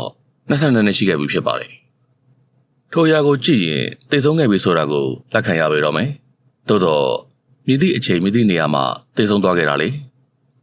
ဘာကြောင့်များခင်ပြုံးရဲ့အလောင်းကိုရှာမတွေ့ရလဲဆိုတာကိုတော့သူမနားမလည်နိုင်ခဲ့ပါခင်ပြုံးရဲ့နင်ဘာတွေဖြစ်ခဲ့တာလဲဒေါခင်စိုးမိုးကတပ်ပြင်းချပြီးစိတ်မတင်ကြစွာရေရွနေပါတယ်ထိုကိစ္စကိုစုံစမ်းရန်လဲအလုံးကိုနောက်ကျနေခဲ့ပြီဖြစ်တော့လေသူမချစ်တဲ့တငယ်ချင်းအတွက်အစကနေစပြီးပြန်ပြီးစုံစမ်းရန်တန်းထိုင်ချလိုက်ပါတော့တယ်နေကင်းဘက်ရောက်တဲ့အခါနှင်းဝတီထက်ရှိရာကိုခြေဦးလဲလိုက်ပါတယ်ချန်ရှိကိုသူမရောက်ပြီဆိုတာနဲ့ငိမ့်ငိမ့်ကဦးရဖားရပြေးလာပြီးအန်ဒီအိမ်နဲ့မဝင်သေးနဲ့အောင်သမီးနဲ့လိုက်ခဲ့ခဏပဲအန်ဒီဟင်အေးသမီးချန်ပြင်ဘက်အကွယ်တစ်ခုကိုရောက်တဲ့အခါသမီးအန်ဒီကိုပြောပြမလို့မမလေးမနေ့ကတည်းကတမျိုးဖြစ်နေတယ်ဟင်ဝတီလေးနေမကောင်းဖြစ်နေတာလားမဟုတ်ဘူးအန်ဒီစိတ်မကောင်းတာဘလို့စိတ်မကောင်းတာလဲမမကသူရေးထားတဲ့စာမှုတွေကိုမိရှုဖြစ်တဲ့အန်ဒီတခြားစာမှုတွေကိုအရှိဘရေတွင်းထဲကိုလည်းတွားပြီးထည့်ပြနေတယ်နောက်ပြီးတော့မလိုအပ်တဲ့စာရွက်တွေနေမှာပါသမီးရဲ့မဟုတ်ဘူးအန်ဒီမလိုတာရောလိုတာတွေရောအကုန်မထူးဆန်းဘူးလားမမကသူ့ရဲ့စာမှုတွေကိုဘယ်သူမှကိုင်းတာကြိုက်တာမဟုတ်ဘူးငင်းငင်းကိုတောင်သူနဲ့တခန်းနဲ့မအိတ်ခိုင်းတာစာရေးရင်အနောက်ရှက်ဖြစ်လို့တဲ့အကြောင်းရှိလို့နေမှာပါသမီးရဲ့အန်ဒီအခုမမကိုတွေ့ရင်မှတ်မိမှာတော့မဟုတ်ဘူးဘာဖြစ်လို့လဲမနေ့ကစပင်ဆိုင်သွားပြီးတော့ဘွားတော်ဒီလိုစပင်ကောက်လာခဲ့တယ်လေသူ့စပင်ရှည်ကြီးကိုဖြတ်ပြီးတော့ကောက်လာခဲ့တာငင်းငင်းလည်းအံ့ဩလွန်းလို့ငေးကြည့်နေရတယ်ဟုတ်လားနေပါဦးအန်ဒီသွားကြည့်လိုက်အောင်မယ်ဟုတ်အန်ဒီငင်းငင်းပြောစကားတွေကိုစဉ်းစားရင်နှင်းဝတီထက်ထံကိုတွားတွေ့လိုက်ပါတယ်သူမကိုမြင်တာနဲ့မျက်နှာတစ်ချက်ပြတ်သွားတာကိုရိပ်မိလိုက်တော့လေမတိကြောကြုံပြုတ်ကနှုတ်ဆက်လိုက်ပါတယ်တပည့်ရေစပင်းနေကောက်ထားပါလားထူးထူးဆန်းဆန်းတွေရောထပ်ပြီးကြားရသေးလားစပင်းကောက်ချင်နေတာကြားပါပြီခုမှအားရနဲ့ကောက်ဖြစ်သွားတာအခုတော့ပုံမှန်ပါပဲဘာသားမှမကြားတော့ဘူး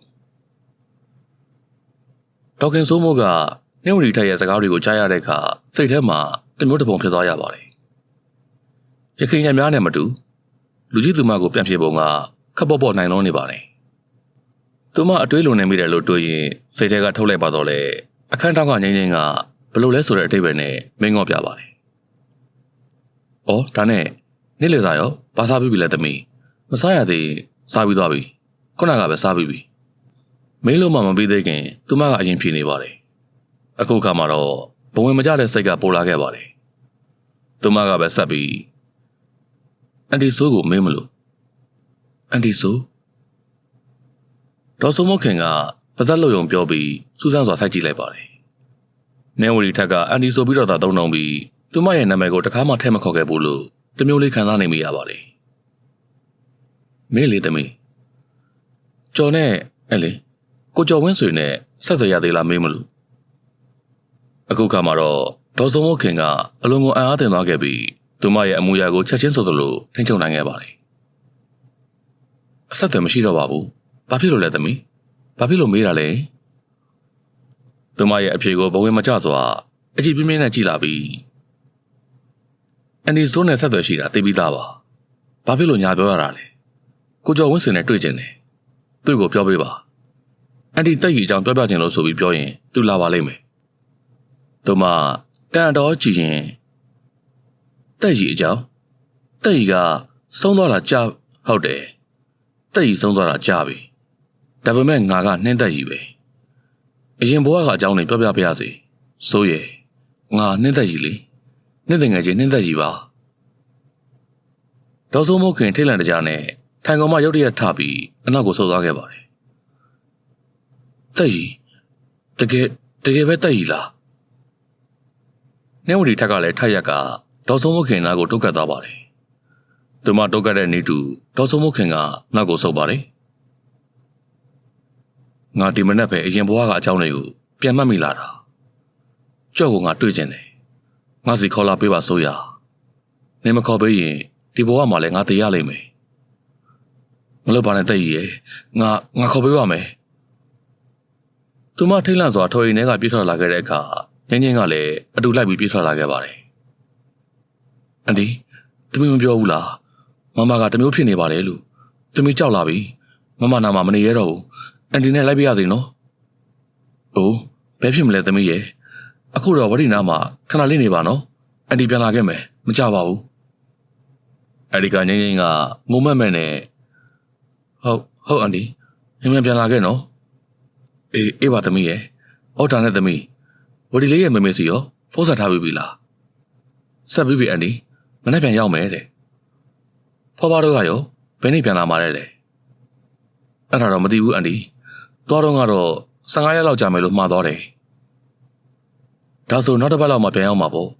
အေးပါသမီးတို့ကိုတရားဆောင်နေနော်မျက်စိအောက်ကလုံးဝအပြောင်းမခံနဲ့အန်တီစိတ်ချမယ်နော်ငင်းငင်းကိုတရားမှာခဲ့ပြီးသူမအိမ်ကိုအပြေးလေးပြန်လာခဲ့ပါတယ်အိမ်ကိုရောက်တဲ့အခါတကူလုံးတုံရင်နေပါပြီစိတ်လှုပ်ရှားမှုကြောင့်ဖုန်းဆောင်အုပ်ကလက်ထဲကနေအချင်းချင်းလွတ်ကျခဲ့ပါတယ်စာရွက်များကိုကရုံကရင်နဲ့လန်လောရှာရင်နံပါတ်တစ်ခုကိုကျိုးဖုန်းနဲ့ခေါ်ဆိုလိုက်ပါတယ်ပထမဖုန်းဝင်တော့လဲဘယ်သူမှဖုန်းမကင်ပါနောက်တစ်ချိန်ထပ်ပြီးခေါ်တဲ့အခါမှသာဖုန်းလာကင်ပါတယ်ဟယ်လိုကိုကျော်ဝင်းဆွေနဲ့ပြောချင်လို့ပါသူ့တငယ်ချင်းစိုးလို့ပြောပြပါနော်အော်ဟုတ်ကဲ့ခဏကင်ထားပါအမဦးကျော်ဝင်းဆွေကအထက်ချုပ်ဆက်ရုံမှာကြီးကြပ်ရေးမှုနင်းတက်ကြီးဆုံးမသွားကြတဲ့ကမြို့ကနေထွက်သွားပြီးတော့ရန်ကုန်ထက်ချုပ်ဆက်ရုံမှာအလုပ်ဝင်လုပ်ပြီးဘဝကိုနှိမ့်မြုပ်ထားသူပါချစ်သူဆုံးမသွားတဲ့သူ့ရဲ့ဇာတိမြို့ထံကိုတစ်ခေါက်တလေမှတော့မပြန်ခဲ့ပါငယ်စဉ်ကတည်းကမိဘမရှိပဲဆွေမျိုးအိမ်မနေက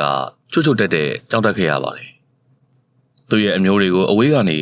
ငွေကြေးထောက်ပံ့ပေးတယ်လို့သာကြားသိရပြီးလူချင်းကမစုံမကြပါသို့တော့သူ့ရဲ့ငယ်ငယ်ချင်းအရင်ဒေါ်စိုးမိုးခင်ထံကိုတခါတရံဖုန်းနဲ့ဆက်သွယ်တတ်ပါတယ်ဟယ်လို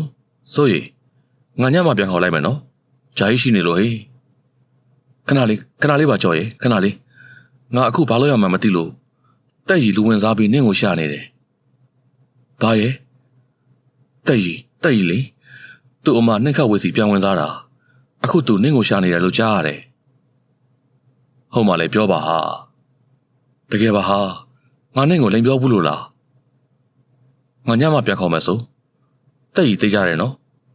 သိကြတယ်ညကြရင်သိကြပေါ့ပြန်ခေါ်နော်အေးပါငါအခုအလုပ်တန်းမှာမလို့ဒါပဲနော်ဆိုဦးကျော်ဝင်းဆွေဖုန်းချသွားပြီးတဲ့တိုင်ဖုန်းကန်ရသားနဲ့ဟန်ကန်ကြီးရက်နေမိပါတယ် ဆိုဘာရက်လုံနေတာလဲ။အော်ယောက်ျားဆိုလဲဘာတွေဖြစ်နေမှန်းကိုမသိတော့ပါဘူး။ဒီလိုယောက်ျားကြီးနေဝတီထက်ကနေနင်းသက်ကြီးအဖြစ်ပြောင်းလဲသွားပုံတွေကိုစိတ်ကပတ်ကုန်းပြောပြလိုက်ပါတယ်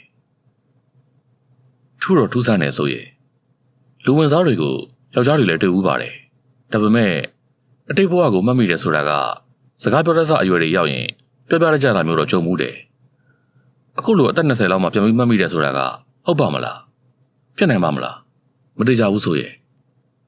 ဆိုလေအဲ့ဒါကြောင့်တန်တရားဝင်နေမိတာမဖြစ်နိုင်တဲ့ကိစ္စဆိုပေမဲ့ဝဒီလေးကလည်းတက်ရည်နဲ့တော်တော်လေးကိုဆင်နေတာမလား။ဒါကတော့ဆိုရင်တူမကအတော်နဲ့ရုပ်ချင်းစင်တာတာမန်ဖြစ်စင်မဲမလား။ထူးဆန်းတာမျိုးမှမဟုတ်ပဲ။လောလောဆယ်တော့စောင့်ကြည့်ရမှာပဲလေ။အေးပါကွာတိတ်လည်းစိုးရိမ်မနေပါနဲ့။မိမစိတ်ပင်ပိုင်းရင်ယောက်ျားလည်းမကြည့်ရဘူးကွာ။ကဲစိုင်ပြန်သွားတော့မယ်။တခုခုဆိုဖုန်းဆန်တော့ဆိုဒေါခင်စိုးမိုးကကောင်းလင်းချင်းပြလိုက်ပါတယ်။သူမရင်ထဲမှာတော့တစုံတရာကပူပန်စေသလိုရှိနေခဲ့ပါတယ်။အိမ်မုကိစ္စလှုပ်ရှားရှိတာတွေကိုလှုပ်ပြီးအဆောင်မှာထားထားတဲ့သူမရဲ့သမီးနဲ့သား9တန်းနဲ့10တန်းအတွက်မုံများထုတ်ပိုးနေပါတယ်။မနေ့ရောက်ရင်အဆောင်ကိုသွားပို့ရင်သူမတို့မြို့ရဲ့ရှေ့ပြေဟောဆရာစီကိုတပါးတဲ့ဝင်ကြည့်ရန်တွေးနေပါတယ်။ညနေ4 နာရီကျော်လာတဲ့အခါမှာငင်းငင်းထံကိုပြန်လာခဲ့မယ်လို့ပြောထားတာကိုသတိရမိပြီးအိမ်ကထွက်ရန်ထလိုက်စဉ်အန်ဒီဟဲငင်းငင်းအိမ်ရှိကနေအမောတကောအော်ခေါ်နေတဲ့ငင်းငင်းထံကိုပြေးထွက်သွားလိုက်ပြီးသမီးအန်ဒီမိတ်သွားလို့စိတ်မဆိုးပါနဲ့နော်အန်ဒီဒုက္ခတော့ဖြစ်ပြီဘာဖြစ်လို့လဲသမီးအိမ်ထဲမှာမမက2 ယောက်ဖြစ်နေတယ်လောက်ပါအောင်အန်ဒီရေလာကြည့်ပေးပါဦးမြန်ဘာဘလို့2 ယောက်ဖြစ်နေတာလဲငင်းငင်းကဒေါခင်စိုးမိုးရဲ့လက်ကိုဆွဲကင်ကမပြေုံတမဲရှောက်လန်းတော်ရင်ပြောပြပါတယ်မမအခန်းထဲကနေဒေါသကြီးပစ္စည်းတွေပြပောက်နေတဲ့အတန်ကြားလို့သမီးသွားကြည့်တာအန်ဒီမမကဒေါသတွေမတရားကြီးထွက်နေတာပါဇက်ကနေလည်းဒေါသကြီးအော်ပြောနေတယ်ဗါတဲ့နင်ဘယ်တော့မှပြန်မလာစေရဘူးငါခံစားခဲ့ရသလိုနင်ခံစားစေရမယ်ဆိုပြီးဘာတွေလည်းမသိဘူးပြောနေတာအန်ဒီသမီးလည်းဘသူ့ကိုပြောနေလဲဆိုပြီးအခန်းထဲဝင်မလို့တကားဖွင့်လိုက်တာအမလီအန်ဒီရေဂရင်ကောင်းရင်နားမှာကမမနော်ဂရင်ချင်ရင်မှလည်းမမနောက်တစ်ယောက်ရက်နေတယ်ကြောက်လိုက်တာအန်ဒီရေဟုတ်လို့လားဟဲ့မဖြစ်နိုင်တာကြီးအဲ့ဒါကြောင့်အန်ဒီလိုက်ကြည့်ပါလို့ဒေါခင်စိုးမိုးလည်းအိမ်ထဲကိုအမြန်ဝင်လိုက်ပါတယ်သူမရဲ့ခြေလမ်းများကတုံငနဲ့ရက်သွားပြီးမှတလန်းချင်းလမ်းသွားခဲ့ပါတယ်နေဝတီထက်တယောက်တည်းစက်တီကုန်းပေါ်မှာထိုင်ကမဂဇင်းစာအုပ်ဖတ်နေလို့ငင်းငင်းကိုတစ်ချက်လမ်းကြည့်လိုက်ပါတယ်ငင်းငင်းကအံ့ဩစွာခေါင်းခါပြနေပါတယ်လာလေးဆိုလာထိုင်အော်စူးစမ်းစွာကြည့်ပြီးစက်တီမှာထိုင်လိုက်ပါတယ်ငင်းငင်းနင်စိုးကိုဘာမဟုတ်တာတွေရှောက်ပြောပြီးတော့ခေါ်လာခဲ့တာလေရှင်မဟုတ်ပါဘူးမမငင်းတော်စမ်းဒီလိုဆက်လုပ်နေမယ်ဆိုနေရွာပြန်တော့ရှင်မမငင်းကိုအဲ့ဒီလိုမလုပ်ပါနဲ့မမကိုစိတ်ပူလို့အန်တီကိုတွားခေါ်မိတာပါ၎င်းတို့ကြားကနေဒေါခင်စိုးမိုးကဖြန့်ဖြေပေးတဲ့သဘောနဲ့ဟုတ်တာပဲသမီးရဲ့ငင်းကသမီးကိုစိတ်ပူလို့ပါကွယ်ငါတက်ရည်ပါဆိုသမီးတွေပါလေခေါ်မနေနဲ့ဆိုနင်ဒီညကစပြီးငင်းကိုနင့်စီခဏခေါ်ထားပေးငါတယောက်တည်းအေးစိတ်နေကြလို့ဟင်ငင်းက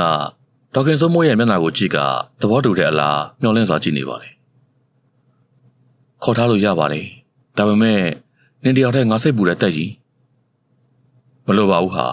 ဩကြောက်စီကိုပုံစပ်ပေးထားပြီလားကြော်ဘယ်တော့လာမယ်လဲသူအလုံးများနေလို့ညနေမှပြန်ဆက်မယ်တဲ့စောင့်ရတာကြားလိုက်တာဟာနေဝတီထက်ကစိတ်မရှိတဲ့ပုံနဲ့ပြောပါတယ်ထို့စဉ်ဒေါခင်စိုးမိုးရဲ့မျက်လုံးတွေကလှေကားထိပ်ကိုအကြည့်ရောက်သွားခဲ့ပါတယ်ဖျားသူမထိတ်လန့်စွာနဲ့တီးလို့ရေရုံမိပါတော့တယ်လှေကားထိပ်မှာမျက်နှာညှိုးငယ်စွာနဲ့ရက်နေတဲ့နေဝတီထက်ကိုဘိုးတော်မြင်လိုက်ရတယ်မဟုတ်ပါလားသူမကြည့်ရနေရစီကိုဖြတ်ကနေလက်ကြည့်ပြီးဒေါခင်စိုးမိုးကိုစူးစိုက်ကကြည့်လိုက်ပြီးနင်ပါကြည့်နေတာလေဟင်နေဝတီထက်ရဲ့အေးဆက်ဆက်မေးခွန်းကိုအလံတကြားနဲ့ဘာမှမဟုတ်ပါဘူးလူရိတ်တွေ့မိသလားလို့ပါ ဒီလိုပြောတာကိုပဲစိတ်ဆိုးမှန်ဆိုးနဲ့အေးနင်းကိုရောဟိုကလေးမငင်းငင်းကိုရောကြိုးပြောထားမယ်ငါပြောတာကိုပဲလုပ်မဆက်စုနဲ့ငါမကြိုက်ဘူးမျက်လုံးပြူကဒေါသတကြီးပြောနေတဲ့နင်းဝတီထက်ကိုကြည့်ပြီးဘာကြောင့်ရဲမသိဒေါခင်စိုးမိုးနဲ့ငင်းငင်းတို့နှစ်ယောက်လုံးကြောက်ချမ်းသွားမိကြပါတော့တယ်ငင်းငင်းကိုနင်းအိမ်ခေါ်သွားတော့ဟင်အေးပါငါသွားတော့မယ်နော်ထိတ်ထိတ်လန့်လန့်နဲ့ထိုင်ကုန်မှထအထွက်ဝုန်းကနေအတန်နဲ့တူလေကားထိတ်ကနေဖြူဖြူအရာတစ်ခုကတဝုံဝုံနဲ့လိမ့်ကျလာခဲ့လေရာအာကနေနင်းဝတီထက်ရဲ့အတန်နဲ့ကြီးနဲ့အော်တန်အဆုံးမှာတော့ထိုဖြူဖြူနဲ့အရာကနင်းဝတီထက်ရဲ့ခန္ဓာကိုယ်ထဲကိုစွတ်တိုးဝင်နေရင်ကနေနင်းဝတီထက်ကတုံးဖက်ပစ်လိုက်လေရာနေရန်ဘက်ကိုအချိန်ပြင်းပြင်းနဲ့လွတ်စင်ကျသွားပြီးပျောက်ကွယ်သွားခဲ့ပါတယ်ဒေါခင်စိုးမိုးနဲ့ငင်းငင်းကထိတ်လန့်စွာကြည့်နေရင်တကားပေါက်စီကိုဆုတ်သွားကြပါတယ်ဘာကြီးလဲတိတ်အဲ့ဒါဘာကြီးလဲ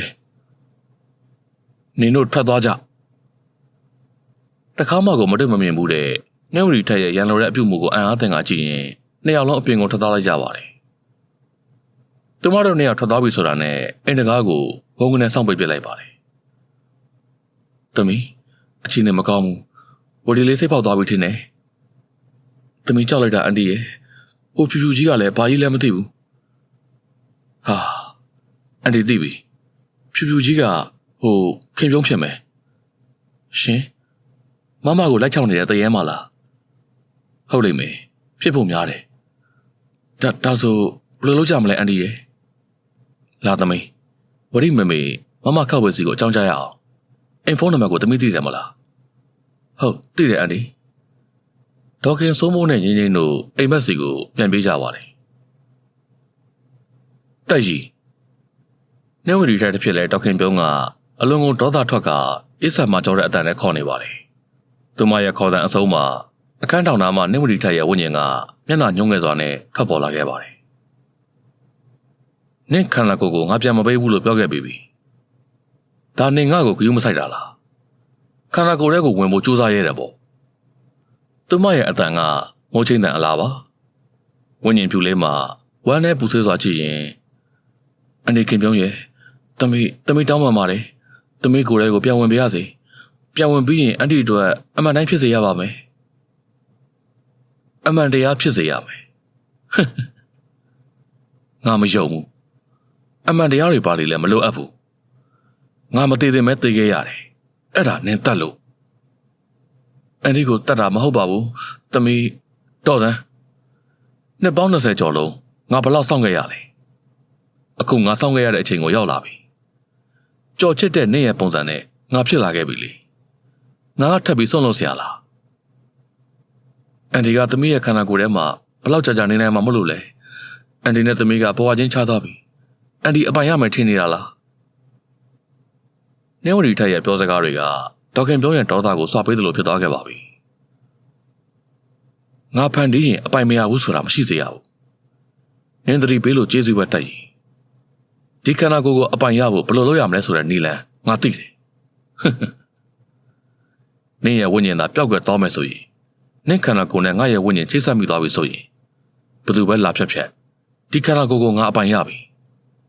ဒီလိုလုပ်ပေးနိုင်တဲ့သူကိုလည်းငါသိတယ်မကြတော့ပါဘူးနင်းပျောက်ကွယ်သွားရတော့မှာပါမဖြစ်ရဘူးရှင့်အကြံမအောင်မြင်စေရဘူးစိုးရင်တကြီးအော်ဟစ်ပြောဆိုနေတဲ့သူမကိုဒေါခင်ပြုံးကခနဲ့ပြုံးပြီးတော့တွန်းထုတ်ပစ်လိုက်ပါတယ်တစ်ဖက်မှာဒေါခင်စိုးမိုးနဲ့ငင်းငင်းတို့ကဒေါ်နှင်းခဝေထံကိုဖုန်းခေါ်နေကြပါတယ်ဟယ်လိုကြီးအေးငင်းနှင်းမရောအန်တီစိုးနဲ့ဖုန်းပြောပြပါဦး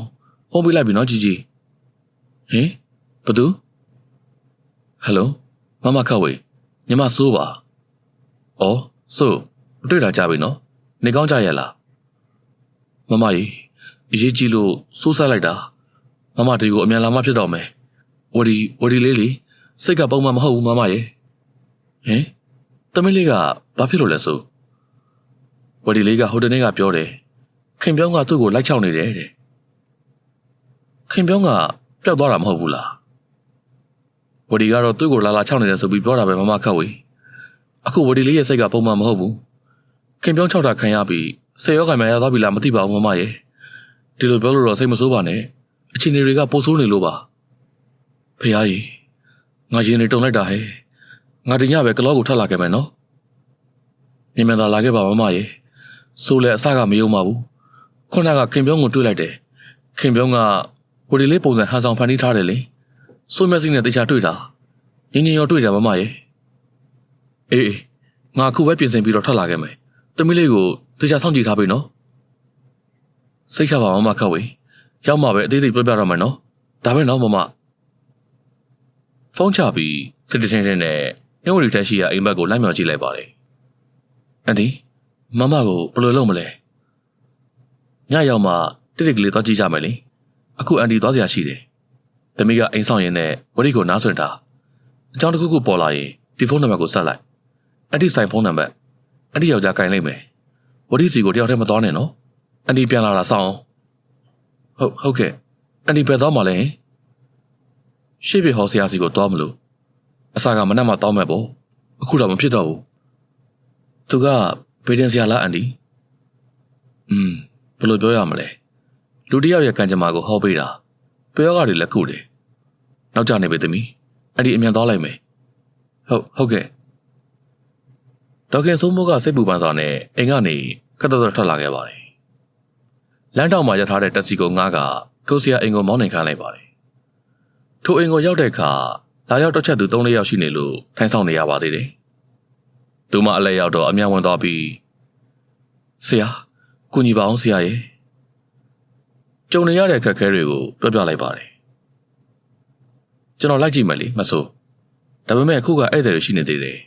ဧည့်သည်ကုန်ရင်ကျွန်တော်လာခဲ့မယ်ကျေးဇူးပါဆရာရဲ့ကျမအရင်ပြန်နေမယ်နော်ဆက်လာခဲ့ပေးပါဆရာရဲ့ဒေါခင်စိုးမိုးအိမ်ကိုပြန်လာခဲ့တဲ့အခါမှောင်စာပြိုးနေပါပြီသူမအိမ်ကိုရောက်ချိန်မှာညနေ6 နာရီကျော်နေပြီဖြစ်ပါတယ်အိမ်ထဲဝင်လိုက်ပြီဆိုတာနဲ့ညဝရီထက်ကစိမ့်စိမ့်ကြီးစိုက်ကြည့်နေလို့အလုံးကိုထိတ်လန့်သွားရပါတယ်ဝရီအဲ့လေတက်ကြီးဘာဖြစ်လို့လဲနင်ပဲသွားတာလေစိုက်ခဏသွားတာပါဘာဖြစ်လို့လဲနင်ကဘာဖြစ်လို့လဲပဲမေးရတာလားကြောက်ကိုဖုန်းဆက်ပေးမယ်ဆိုလို့လာဆောင်တာအဲကန်းတော့မှကြောက်ရွံ့စွာနဲ့ကြုံလေးထိုင်နေတဲ့ရင်းရင်းကိုတစ်ချက်ကြည့်လိုက်ပြီးကျော်ကသူ့ဆက်လာမှလေခဏစောင့်လိုက်ပါဦးထပ်ဆောင်ရအောင်ပါလားအင်းပေါ့သူကအလုံများနေလို့ဆိုတော့အားနာလို့မခေါ်ချင်ဘူးစောင့်လိုက်ပါထမင်းမစားရသေးဘူးမလားတခါလဲတူတူစားမယ်လေငါထမင်းနဲ့ဟင်းတွေနှွှေးလိုက်အောင်မယ်မစားချင်ဘူးနင်တို့ပဲသွားစားကြ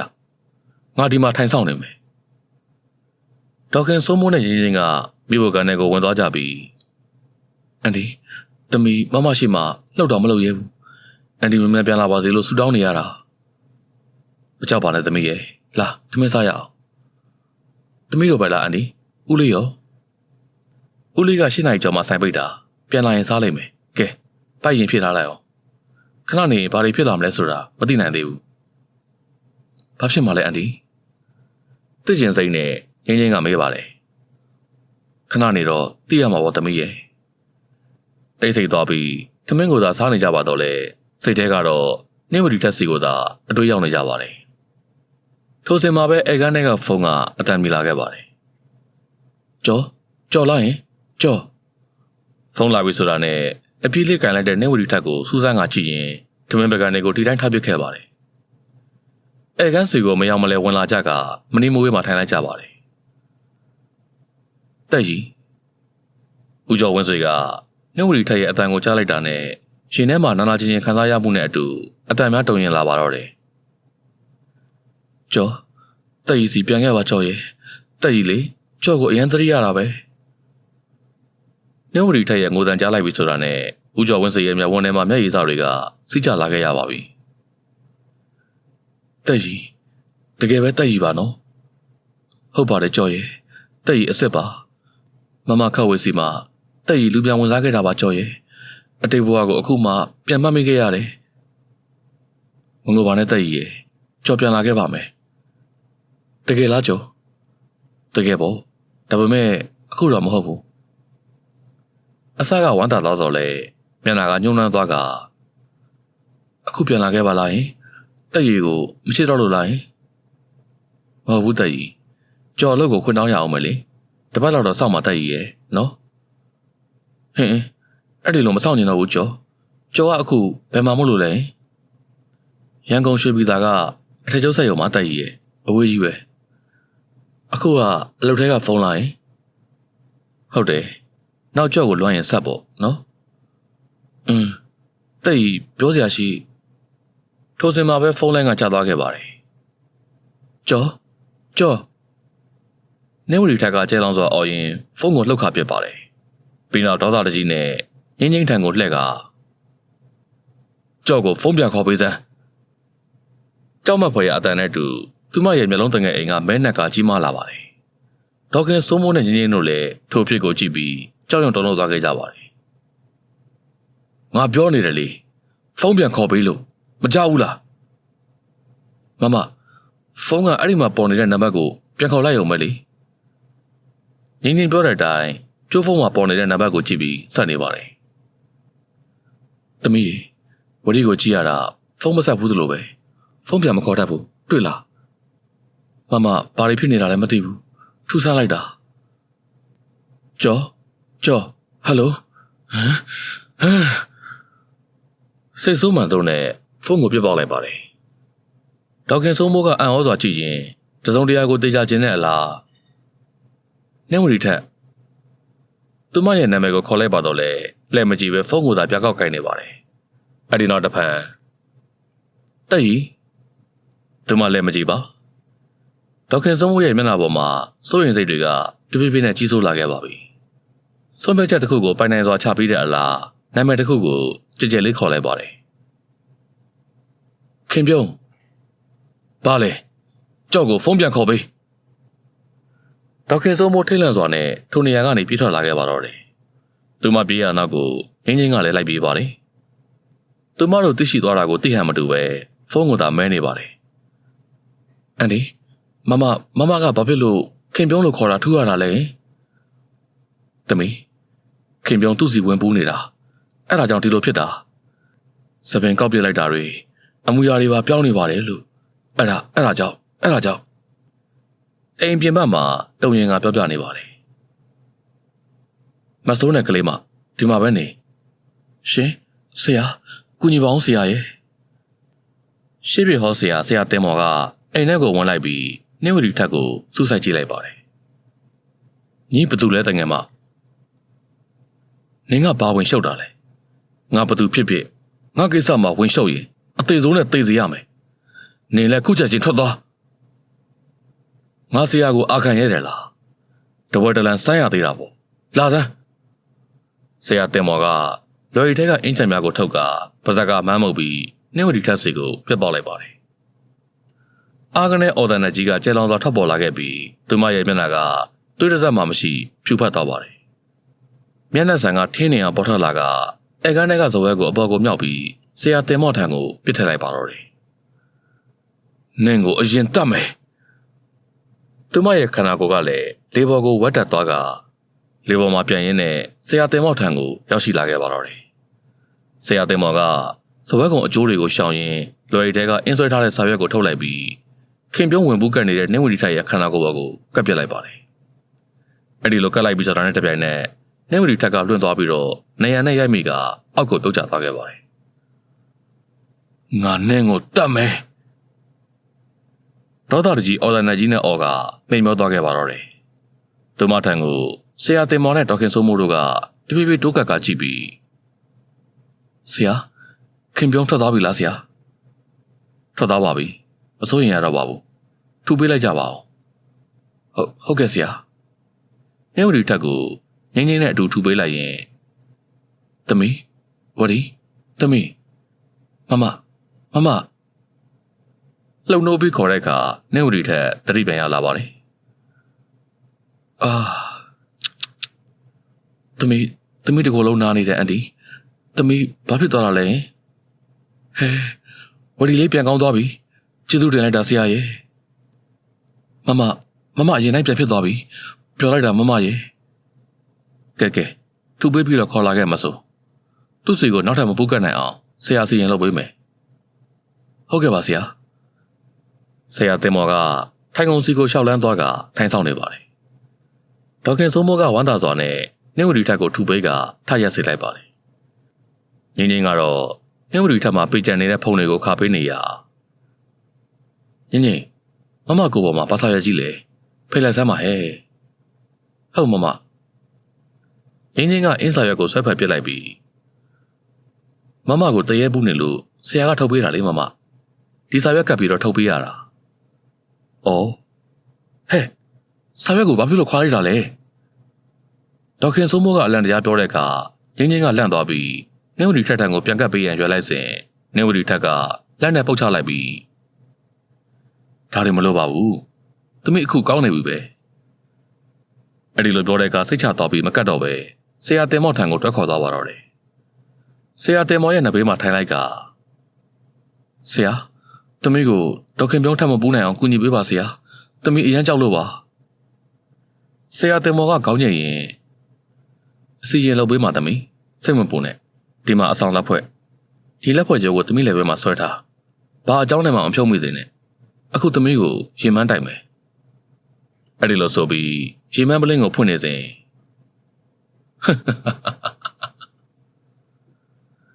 ဆရာတင်မော်ရဲ့လက်ဘင်းကိုညှက်ကအပေါ်ကိုကိုင်းမြောက်ပြစ်လိုက်ပါတယ်။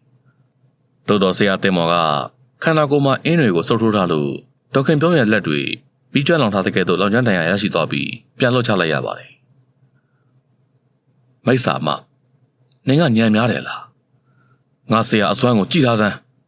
။ဒေါသထွက်ကလော်ရီတဲကချီမန်းကြိုးတွေကိုထုတ်လာပြီးမမ်းမုတ်ပြီးပြစ်လွတ်လိုက်ရာထိုချီမန်းတွေကတန်ကုန်ချကဲ့သို့ရိတ်ထွက်ပေါ်လာပြီးဒေါက်ခင်ပြုံးကိုအုံမိုးဖမ်းဆီးလိုက်ပါတော့တယ်။ဒေါက်ခင်ပြုံးကအားကနေနာကျင်စွာအော်ဟစ်ရင်သူမရဲ့ပုံစံမှာတဖြည်းဖြည်းနဲ့ပြောင်းလဲလာခဲ့ပါတော့တယ်။မျက်နှာဖြူရော့နေရကနေတဖြည်းဖြည်းနဲ့မဲလာသလိုရှိပါတယ်။သူမကအသက်ပြင်းပြင်းတစ်ချက်ရှူလိုက်ပြီးထိုတန်ကုန်ချကိုဆွဲပြစ်နေပါတော့တယ်။အဲ့ဒီအချင်းရကြောင့်ဆရာတင်မော်လည်းအံ့အားသင့်သွားကမစိုးကျွန်တော်တခုခုဖြစ်သွားရင်အောင်ပန်းနာကမော်လိုက်ရွာကိုသွားဆရာတင်ခါကိုတော့ခေါ်တော့ကျွန်တော်ဆရာအရင်ပဲဘာဖြစ်လို့လဲဆရာဘာဖြစ်လို့လဲဒေါက်ခင်စိုးမိုးမင်းနေစင်မှာပင်ဒေါက်ခင်ပြုံးက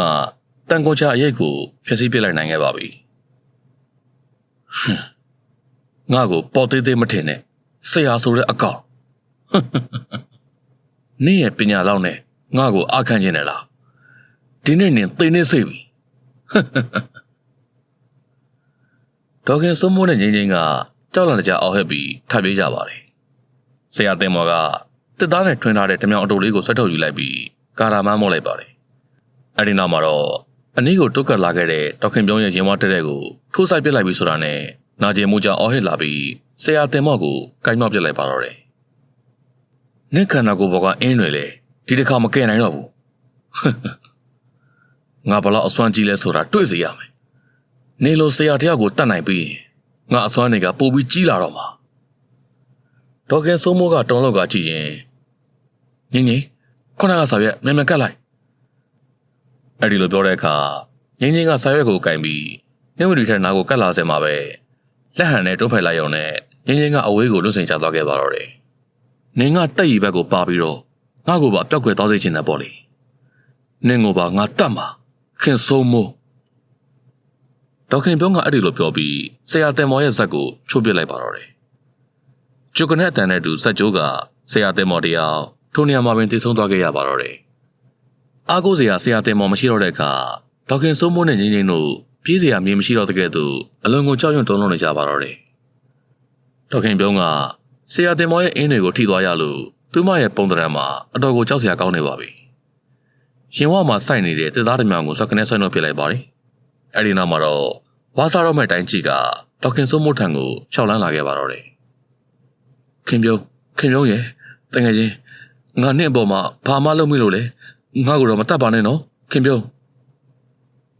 နင်ငါအပေါ်ဘလို့လုပ်ခဲ့လဲဟိုလူကိုခေါ်ပြီးတော့ငါဒုက္ခရအောင်နင်လုပ်တယ်ဒီခန္ဓာကိုယ်ထဲမှာမနေနိုင်အောင်နင်ငါဘောကိုရဲရဲဆက်ဆက်လုပ်တယ်နင်ကိုမကြည့်ဘူးခင်စိုးမိုးမဟုတ်ပါဘူးခင်ပြုံးရဲ့နင်မလည်းငါမသိလို့ပါ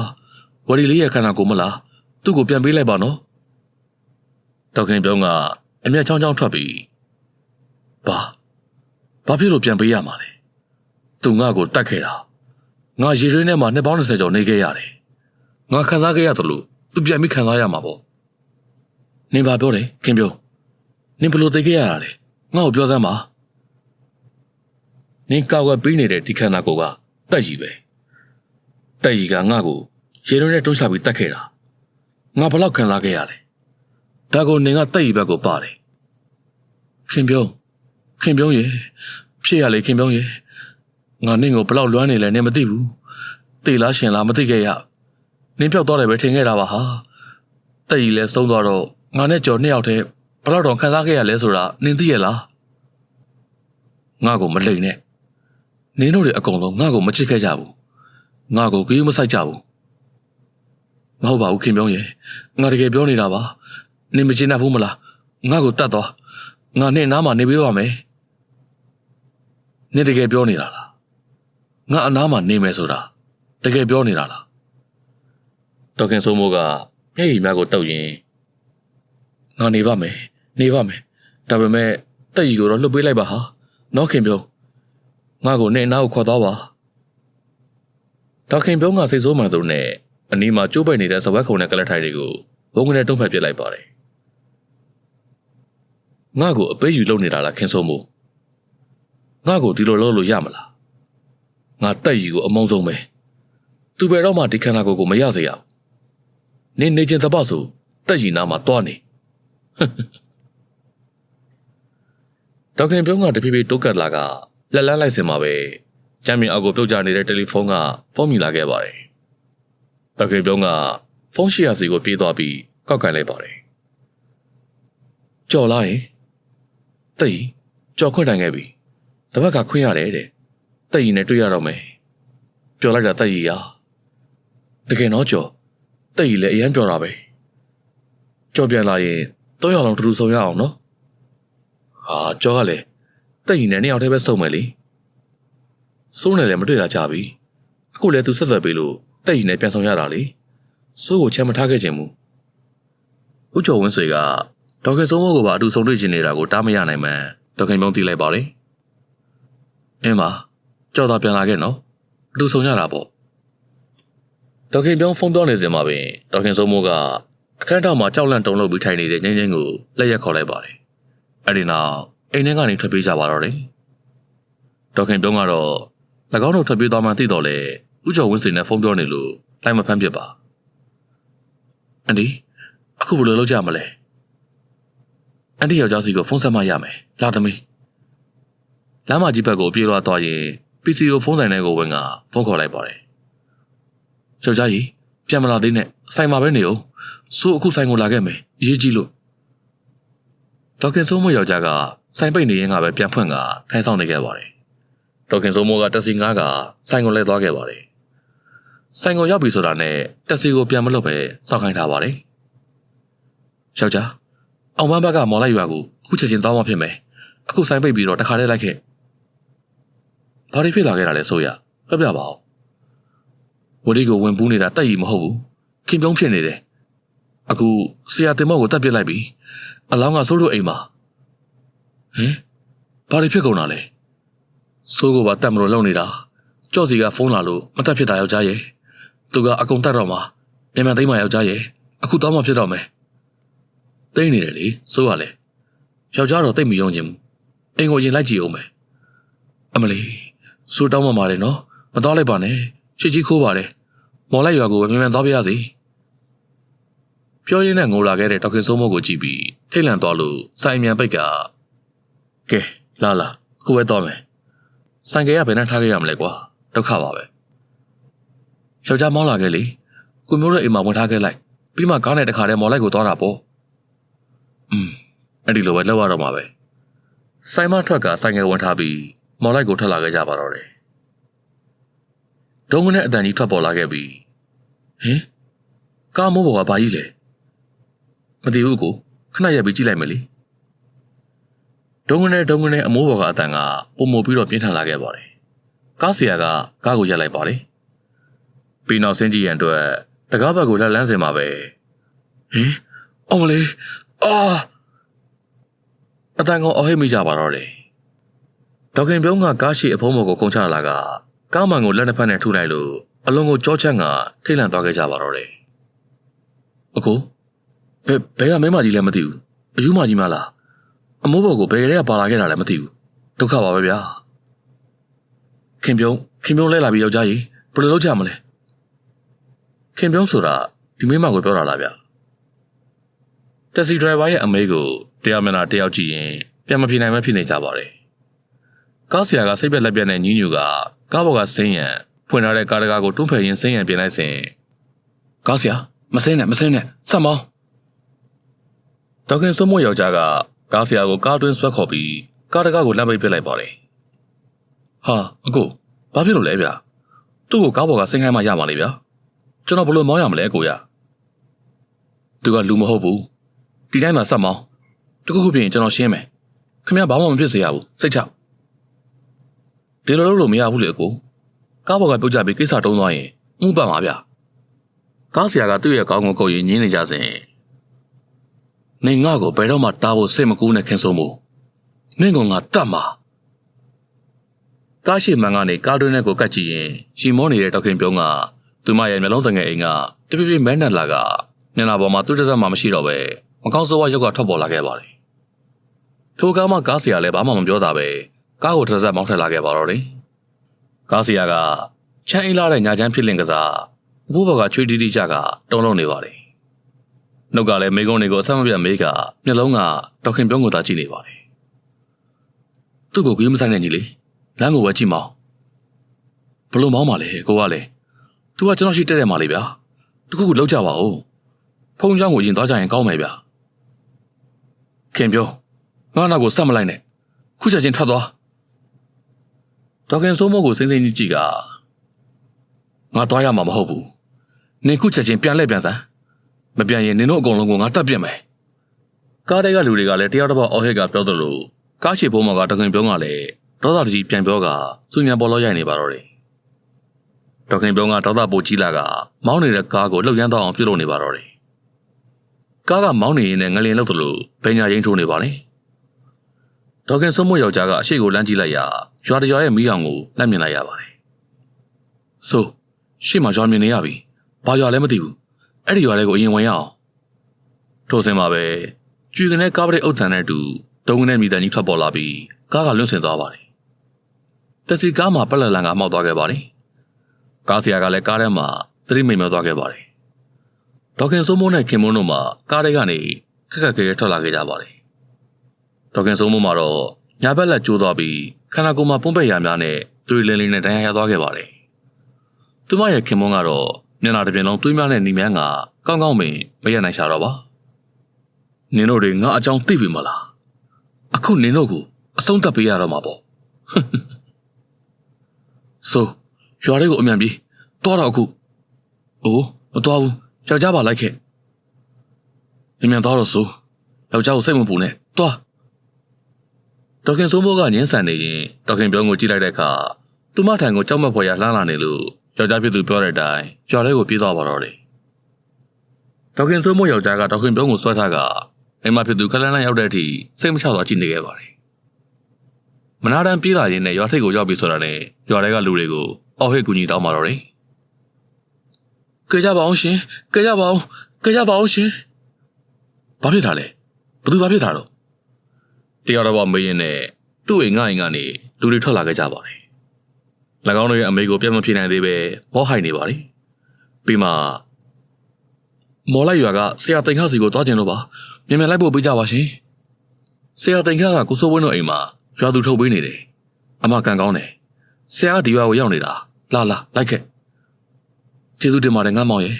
ဒါကမော်လိုက်ရွာလားယင်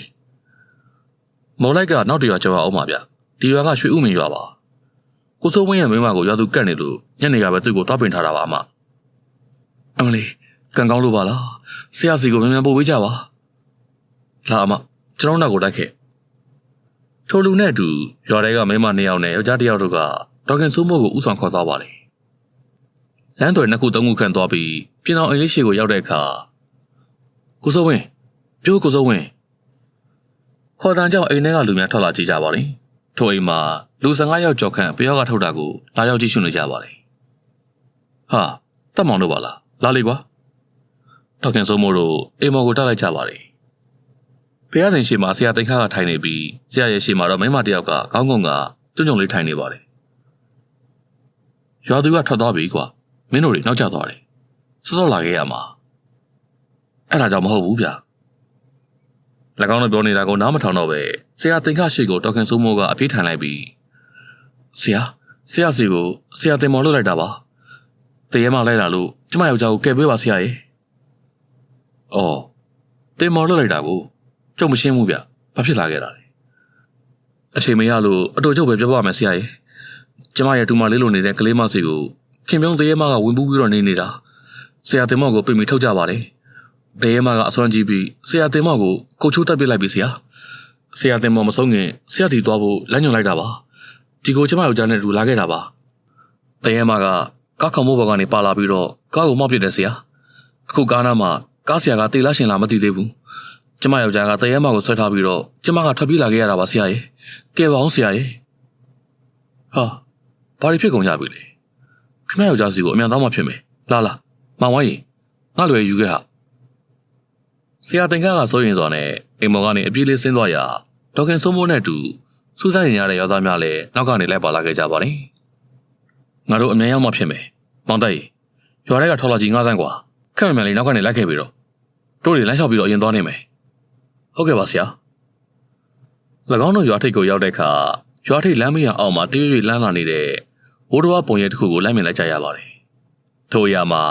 ဒေါခင်ပြုံးကဒေါခင်စိုးမိုးရဲ့ယောက်ျားကိုခြေထောက်ကဆွဲကတန်းတန်းချင်းလမ်းလာနေတာဖြစ်ပါတယ်အဲ့ဒီချင်းအကြောင်းဆရာတင်ကနောက်ကနေလိုက်ကြည့်ကြတဲ့ယောက်ျားများမှာထိတ်လန့်သွားကြပြီးအော်ဟစ်ကအတီးတီးထွက်ပြေးကုန်ကြပါတယ်ဟင်အမလေးယောက်ျားထပါအောင်တော့ခင်ပြုံးနင်ငါယောက်ျားကိုတတ်လို့ကတော့နင်ဘယ်ဘဝရောက်ငါအလိုမပေးဘူးမှတ်ထားဟေး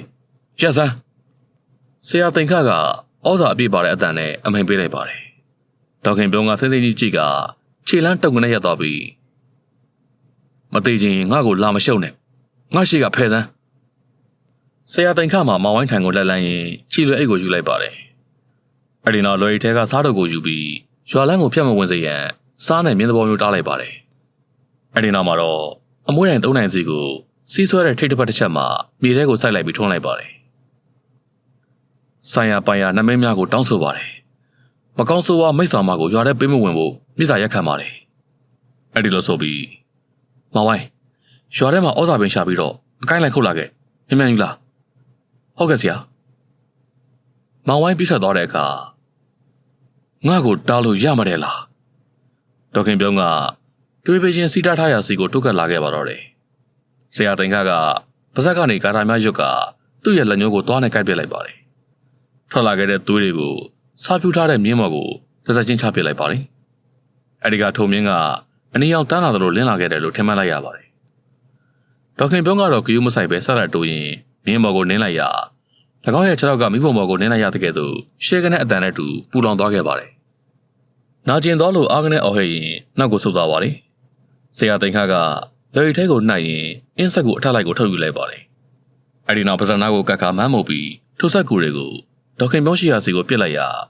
ဆက်ကူတွေကနေကြီးကမ်းများအသွင်ကိုပြောင်းသွားပြီးဒေါခင်ပြုံးကိုထိုးစိတ်ချပါတော့တယ်ကြီးကမ်းများဝိုင်းစိတ်ကြလို့နာကျင်ကအော်ဟဲ့ရင်ရုံးကန်ရာဆွဲလာခဲ့တဲ့ခြေထောက်ကိုလွတ်ချပြီးစုပ်ပြေးပါတော့တယ်အဲ့ဒီနောက်မှာတော့ကြီးကမ်းများကိုမောင်းထုတ်ရင်နာကျင်မှုကြောင့်အော်ဟဲ့နေပါတော့တယ်တိုးတော်ထိုးချင်းရာကိုပြတ်စေခဲ့တာကတော့ဒေါခင်ပြုံးကတကူလုံးမွေးမြင်နေရှိထွက်လာပြီးအော်တန်နကြီးနဲ့အော်ဟဲ့လိုက်တဲ့အခါကြီးကမ်းတွေကစက်ကူကိုအပိုင်းပိုင်းဆွဲဖြတ်ပြလိုက်တဲ့ကဲ့သို့အစစ်စစ်မောင်မှကြီးမသွားခဲ့ပါတယ်အဲ့ဒီချိန်မှာထော်လာကြီးနဲ့ရောသားတချို့နဲ့အတူမောင်ဝိုင်းပြန်လည်ရောက်ရှိလာကထိတ်လန့်တုန်လို့စွာကြည့်နေကြစဉ်ဒေါခင်ပြုံးကဒေါခင်စိုးမိုးရဲ့ယောက်ျားထံကိုပြေးလာပြီးခြေထောက်ကနေကင်ဆွဲကစီတာထားရာစီကိုပစ်ထုတ်ပစ်လိုက်ပါတယ်အဲ့ဒီခါမှာတော့တားထားတဲ့စီးတွေကပြက်ပြက်သွားကကောင်းငင်ကနေမိုးချင်းတန်ကရုတ်တရက်ထပ်ပေါ်လာခဲ့ပါတော့တယ်ဒေါခင်စိုးမိုးကယောက်ျားဖြစ်သူထံကိုပြေးပြီးပွေ့ထူရင်ငိုယိုနေပါတယ်ထော်လာကြီးဘောကလူတချို့ဆင်းလာပြီးလာရောက်ပွေ့ထူရင်ဒီအကိုမသေးသေးဘူးအမတက်ရှူနေသေးတယ်ဟင်ခေါ်သွားပေးကြပါကဲပေးကြပါဦးလူတွေကထော်လာကြီးဘောကိုပွတ်တင်ပြီးလာအမရောက်တဲ့အဲ့ဒီကဒေါခင်စိုးမိုးကရွာပြင်ဘက်ကိုကြည့်မိလိုက်ရာမျက်လုံးကလက်ခဏတန်းသွားပြီး ထော်လာကြီးဘော်ကလူတွေကိုပြန်လှည့်ကြည့်ကဒီကိစ္စကိုအဆုံးသတ်ဖို့အချိန်ရောက်ပြီသူ့ကိုပဲခေါ်သွားပေးကြပါအဲ့ဒီလိုဆိုပြီးဒေါခင်မျိုးရှိရစီကိုဥတီလိုက်ပါတော့တယ်ခင်ပြောနင်ကတငယ်ချင်းမျက်နှာကိုတစ်ချက်မှမထောက်ခဲ့ဘူးငါလည်းနေ့ဘော်ကိုဘာထောက်ထားစရာမှမရှိတော့ဘူးဒီညတော့နင်နဲ့ငါသူ့သေးကိုယ်သေးပဲငါကလည်းအစင်သင့်မယ်နင့်ကိုတတ်မှာဒေါခင်စိုးမိုးကနင်သူ့ကိုတော့မတတ်ရဲတော့ပါဘူးဒေါခင်စိုးမိုးကပြောရင်ပြောနိုင်ပါတယ်သူမရဲ့စကားကြောင့်ဒေါခင်ပြောကနောက်ကိုလက်ကြည့်လိုက်တဲ့အခါအလွန်ကိုထိတ်လန့်တုန်လှုပ်ပြီးအော်ဟစ်လိုက်ပါတော့တယ်မဟုတ်ဘူးမဟုတ်ရဘူးမဟုတ်ရဘူးကြောက်လန့်တရားနဲ့နောက်ကိုတဖြည်းဖြည်းဆုတ်လာပါတော့တယ်ရွာထိပ်မှာဝိုးတော်ရက်နေတဲ့နေဝတီထက်ကဒေါခင်ပြောကိုစိမ့်စိမ့်ကြီးစိုက်ကြည့်နေပြီးသူမရဲ့သွေးမြင်မှာတစုံတရာကိုစိတ်ပိုင်းဖြတ်ပြီးတဲ့အလားမျက်လုံးအရောင်ကတောက်ပနေပါတယ်ဒေါခင်ပြောရှင်ကျမကိုဘာဖြစ်လို့အဲ့ဒီလောက်တော့ကြောက်နေရတာလဲနင်ငါနားမလားနဲ့ထွက်သွားစမ်းအခုထွက်သွားအရင်နဲ့မတူအလုံးကိုထိတ်လန့်နေတဲ့ဒေါခင်ပြောကိုကြည့်ပြီးဒေါခင်စိုးမိုးကနားမလည်နိုင်အောင်ဖြစ်နေပါတော့တယ်ဒီဝိညာဉ်လေးကဒီမိမဝင်ပူးနေတဲ့ခန္ဓာကိုယ်ပိုက်ရှင်နော်ဟုတ်လားအမဆရာတင်ခါကမေးလိုက်ရဟုတ်ပါတယ်ဆရာဒီသမီးလေးပါပဲခင်ပြောရုပ်ပေါ်နေလို့ဆရာမသိတာပါအော်ဒါကြောင့်ကိုမကောင်းဆိုးပါမနေ့အချိန်စေ့ပြီနင်းလာရလမ်းကိုပြန်တော့ဒေါခင်ပြောကတုံးလို့စွာနဲ့ထွက်ပြေးရန်ပြင်ပါတယ်ဆရာတင်ခါကမောင်ဝိုင်းယူလာပေးတဲ့ဩဇာကိုင်းနဲ့ဒေါခင်ပြောကိုလက်ရိုက်လိုက်ပါတယ်အဲဒီကမှတော့သူမတကူလုံးမိကိုရေနဲ့ငိမ့်တဲ့ကဲ့သို့ခုငုံမြထွက်လာကမြေပြင်ပေါ်မှာလူးလိမ်နေပြီးငိမ့်သက်သွားခဲ့ပါတော့တယ်အခွင့်ကောင်းကိုစောင့်ဆိုင်နေတဲ့နေဝတီထက်ကဒေါခင်ပြောရဲ့အနီးကိုတုတ်ကတ်သွားပါတယ်ခဏနေအောင်သမီးသူဒီတိုင်းထွက်ပေးမှာမဟုတ်ဘူးဆရာစီရင်လုပ်ပေးမယ်ဆရာကျမသဘောမပေါက်ဘူးခင်ပြောကဘာဖြစ်လို့သမီးလေးကိုကြောက်နေတာလဲဆရာသူမရဲ့ခန္ဓာကိုယ်ဆိုတာဝင်ပူးတိုင်းအပိုင်မရဘူးဗျ3ရက်တိတိကတော့ပုတ်ကတ်ထားလို့ရတာပေါ့ဗျ3ရက်ပြည့်ရင်မူလပိုင်ရှင်ကသူ့ရဲ့ခန္ဓာကိုယ်စီပြန်လာရင်ပူးတဲ့သူကထွက်ပေးရတာကိုဗျဒီသဘောတရားကိုပြောပြစရာမလိုပဲဝိညာဉ်ဖြစ်တဲ့သူကအလိုလိုနားလည်ပြီးသားပဲဒီကလေးမကဒါကိုသိလို့သူ့ခန္ဓာကိုယ်ရှိရကိုလိုက်လာတာပါဆရာတင်ခါကစီဝိုင်းစောရင်ရှင်းပြပါတယ်အော်ဒါဆိုခင်ဗျုံးကထွက်သွားတော့မှာပေါ့နော်ဆရာတော်သေးတာပေါ့ဆရာရဲ့မဟုတ်ဘူးဗျဒီညမှာကလေးမကသူ့ခန္ဓာကိုယ်ရဲ့ကိုဝင်နိုင်ရင်ဝင်မဝင်နိုင်ရင်တော့ဘယ်တော့မှပြန်ဝင်လို့မရတော့ဘူးရှင်ဒါဆိုကဲပါအောင်ဆရာရဲ့ဝရီလေးပြန်ဝင်နိုင်မှဖြစ်မှာပါကျုပ်အစွမ်းကုန်ကူညီပေးမှာပါကလေးမပေါ်မှာလည်းအများကြီးမှုတည်တယ်သူမကောင်းဆိုးဘက်ကိုတိုက်ထုတ်ပြနိုင်မှအောင်နိုင်မှာဗျဝရီသမီးလုံးနိုင်တယ်မလားအန်တီကိုပြောပါအောင်သမီးရဲ့နေဝရီထက်ကကောင်းလင်းချင်းပြနေပါလေဆရာတင်ခါကသူ့မကိုတစ်ချက်ကြည့်လိုက်ပြီးဒီစီဝိုင်းနဲ့ကို2ယောက်လုံးဝင်ရမယ်မကောင်းဆိုးဘက်ကိုမောင်းထုတ်ပြီးညီရဲ့ခန္ဓာကိုယ်ကိုအရပြန်ယူခဲ့သူ့ရဲ့မာယာတွေကြားထဲမှာတစ်ချက်မှသတိမလွတ်စေနဲ့ကြားလာကလေးမဆရာတင်ခါကိုကြည့်ပြီးနေဝရီထက်ကကောင်းချင်းပြနေပါလေကဲစီဝိုင်းနဲ့ဝင်တော့မောင်ဝိုင်းတို့ကဟုံမေးမကိုစီဝိုင်းနဲ့ကိုဆက်ခေါ်လာခဲ့ကြသူမယုံနိုင်အောင်လို့ဩဇာကိုင်းနဲ့ထိန်းထားပေးမယ်အဲ့ဒီလိုဆိုပြီးစီဝိုင်းကိုလူဝင်စားအနှဲငယ်ဖျက်ပေးလိုက်ပါတယ်နေဝရီထက်ကစီဝိုင်းကြီးတက်ကိုဝင်ပြီးဒေါခင်ပြုံးကိုစောင့်ဆိုင်နေပါတယ်မောင်ဝိုင်းနဲ့အတူအတော်တန်တက်တည်ရှိတဲ့ရွာသား3ယောက်ကဒေါခင်ပြုံးကိုမထူကခေါ်လိုက်ရသူမကအတင်းရုန်းကန်ရင်ရန်ပြုမဲ့ဟန်ပြုလို့ဆရာတင်ခါကဩဇာကိုင်းနဲ့ရိုက်ရင်စီဝိုင်းတွင်းကိုဆက်ခေါ်လာခဲ့ကြပါတယ်ဒေါခင်ပြုံးဝင်သွားပြီဆိုတာနဲ့စီးကိုအမြန်ပြန်ပိတ်ပစ်လိုက်ပါတော့တယ်ဒေါခင်ပြုံးကရရှိထားတဲ့တရားကြောင့်နာကျင်နေပါတော့လေနေဝရီထက်ကိုအနောက်ကိုကပ်မလာစေရဟန်တားနေပါတယ်နေဝရီထက်ကလည်းဒေါခင်ပြုံးထံကိုခုံဝင်သွားလေရာခန္ဓာကိုယ်တစ်ခုထဲမှာဝိညာဉ်တစ်ခုကဝင်ရောက်သွားခဲ့ပါတော့တယ်ဆရာအဆင်ပြေပါမလားကျမဘယ်လိုကူညီပေးရမလဲကျုပ်တို့နဘေးကနေကြည့်အောင်မတတ်နိုင်မယ်ကလေးမကိုယ်တိုင်ကလွဲလို့ဘယ်သူမှမတတ်နိုင်ဘူးဒေါခင်စိုးမိုးကစိုးရင်စွာနဲ့ရင်နမမနဲ့ကြည့်နေရပါတော့တယ်နေဝရီထက်ရဲ့ခန္ဓာကိုယ်ကစီဝိုင်းထဲမှာလူးလိုက်ရင်အော်ဟစ်လာနေပါလေနင့်ကဘယ်တော့မှမချေဘူးတက်ရီနင့်ခန္ဓာကိုယ်ကိုဘယ်တော့မှပြန်မရစေရဘူးတက်ရီဆိုတာအတိတ်ဘဝမှာကြံခဲ့ပြီးဒေါခင်ပြောကျမကဘဝသစ်မှာပြန်မွေးဖွားလာခဲ့တာကျမနာမည်နေဝရီထက်နင့်တက်ရီမဟုတ်တော့ဘူး မနေ့ကရက်ကြံထမင်းမို့လို့ဒီနေ့ထမင်းမဟုတ်တော့ဘူးလို့ပြောနေတာတိုက်ကြီးရှိစရာကြီးပါလားရှင်ဘယ်လိုပဲထင်တယ်ဒါကျမပိုင်တဲ့ခန္ဓာကိုရှင်အပိုင်မဟုတ်ဘူးကျမကလည်းရှင်နိုင်တယ်လို့ထမင်းညမဟုတ်ဘူးရှင်ထွက်သွားပါမထွက်ပေဘူးဒီညကြော်သွားရင်ဒီခန္ဓာကိုယ်ကိုငါတဝက်ပိုင်သွားပြီငါတယောက်တည်းပိုင်အောင်လုပ်ပေးမဲ့သူစီကိုတွားလိုက်တာနဲ့ငါဟာဘဝသစ်ကိုပြန်ဆနိုင်ပြီနှဝရီထက်ကတောသားဖြစ်ကဒေါခင်ပြုံးကိုအတင်းတွန်းထုတ်ပစ်လိုက်ပါတယ်တိုးတော့တွန်းလို့မထွက်ပဲဒေါခင်ပြုံးကခန္ဓာကိုယ်ထဲမှာနေရာအတော်ကိုပဲယူထားခဲ့ပါပြီသူမစိုးထိတ်လာခဲ့ရပါတယ်အခုညတကောင်မကြောက်ခင်သူမနိုင်ပါမလားဆိုတာစိုးရိမ်နေမိပါတယ်တိုးတော့အားကတော့ရှော့လို့မဖြစ်ဘူးလို့အာတင်ပြီးအကြံထုတ်နေပါတယ်ခင်ပြုံးငါလေနင့်ကိုအမှန်တိုင်းမပြောပြခဲ့တာတွေရှိတယ်ငါဒီခန္ဓာကိုယ်ကိုဆွလို့ရတော့မယ်ဆိုတော့နင့်ကငါပြောခဲ့ပါရစေနင်မာယာတွေမများနဲ့တိုက်ကြီးငါမယုံဘူးနှဝရီထက်ကညှိုးငယ်တဲ့မျက်နှာနဲ့ဟိုတုန်းကငါနဲ့ကြော်နဲ့ချစ်သူမဖြစ်ခင်ကကြော်ကပြောတယ်သူ့မှာဝမ်းနေစရာကြုံလာတိုင်းနင်ကအမြဲဖိတ်ကူတယ်တဲ့ကြော်ကအဲ့ဒီလိုပြောတယ်ဒေါခင်ပြုံးကဥကျော်ဝင်းဆွေကြောင့်ပြောတဲ့အခါစိတ်ဝင်စားသိကျင်နေတဲ့ပုံပေါ်ပေါက်လာခဲ့ပါတယ်နှဝရီထက်ကဆက်ပြီးဒေါခင်ပြုံးနားကိုတုတ်ကပ်ရင်ခင်ပြုံးတယောက်ပဲငါ့ပေါ်မှာနားလေအပေးနိုင်ဆုံးငါဘလောက်ပဲစိတ်သက်ကြကြသူကငါ့ကိုစိတ်သက်ခွန်အားတွေပေးတာနင်သိလားတဲ့ဒေါခင်ပြုံးကိုရိတ်ချကြည့်ရင်ဆက်ပြောပါတယ်ငါဘဝမှာတွေ့တာစရာဆိုလို့နင်တို့တော့ပဲရှိတာလीနင်တို့ထဲမှာခင်ပြုံးကိုငါအခင်ဆုံးပဲငါ့ကိုလွန်တယ်လို့မတွေးပါနဲ့တက်ရည်ရဲ့တဲ့နောက်ပြီးတော့ရောဘာပြောသေးလဲနေဝရီထက်ကဒေါခင်ပြုံးနာကိုထပ်မံထုတ်ခတ်သွားကဒါပေမဲ့တက်ရည်ငါလေငါဘဝမှာအချစ်ဆုံးနဲ့ဘဝလက်တွဲပေါ်ဖြစ်တွဲချင်တဲ့သူကနေဝရီထက်ကစကားစာကိုဖျက်ချလိုက်ပြီးဒေါခင်ပြုံးကိုစူးရဲစွာစိုက်ကြည့်လိုက်ပါတယ်ဒေါခင်ပြုံးကသိကျင်စိတ်ကကြီးစိုးနေလို့နေဝရီထက်ထံကနေစကားသံကိုသာနားဆွင့်ပြီးဆောင်စားနေပါတယ်နေဝရီထက်ကသူမထံကိုထပ်မံထုတ်ခတ်သွားပြီးငါလက်တွဲချင်တဲ့သူကနှင်းတက်ရီဆိုတဲ့နင်းမဲတဲ့ဘာတက်ရီနင်းဒေါသများထွက်လာပြီးနှင်းဝရီထက်ကိုလဲပဲညက်ရန်လက်ကိုလှမ်းလိုက်စဉ်နင်းကိုနေပြန်ကြည့်အောင်ခင်ပြုံးနင်ငါခန္ဓာကိုယ်ကနေထွက်သွားမိပြီဒေါခင်ပြုံးက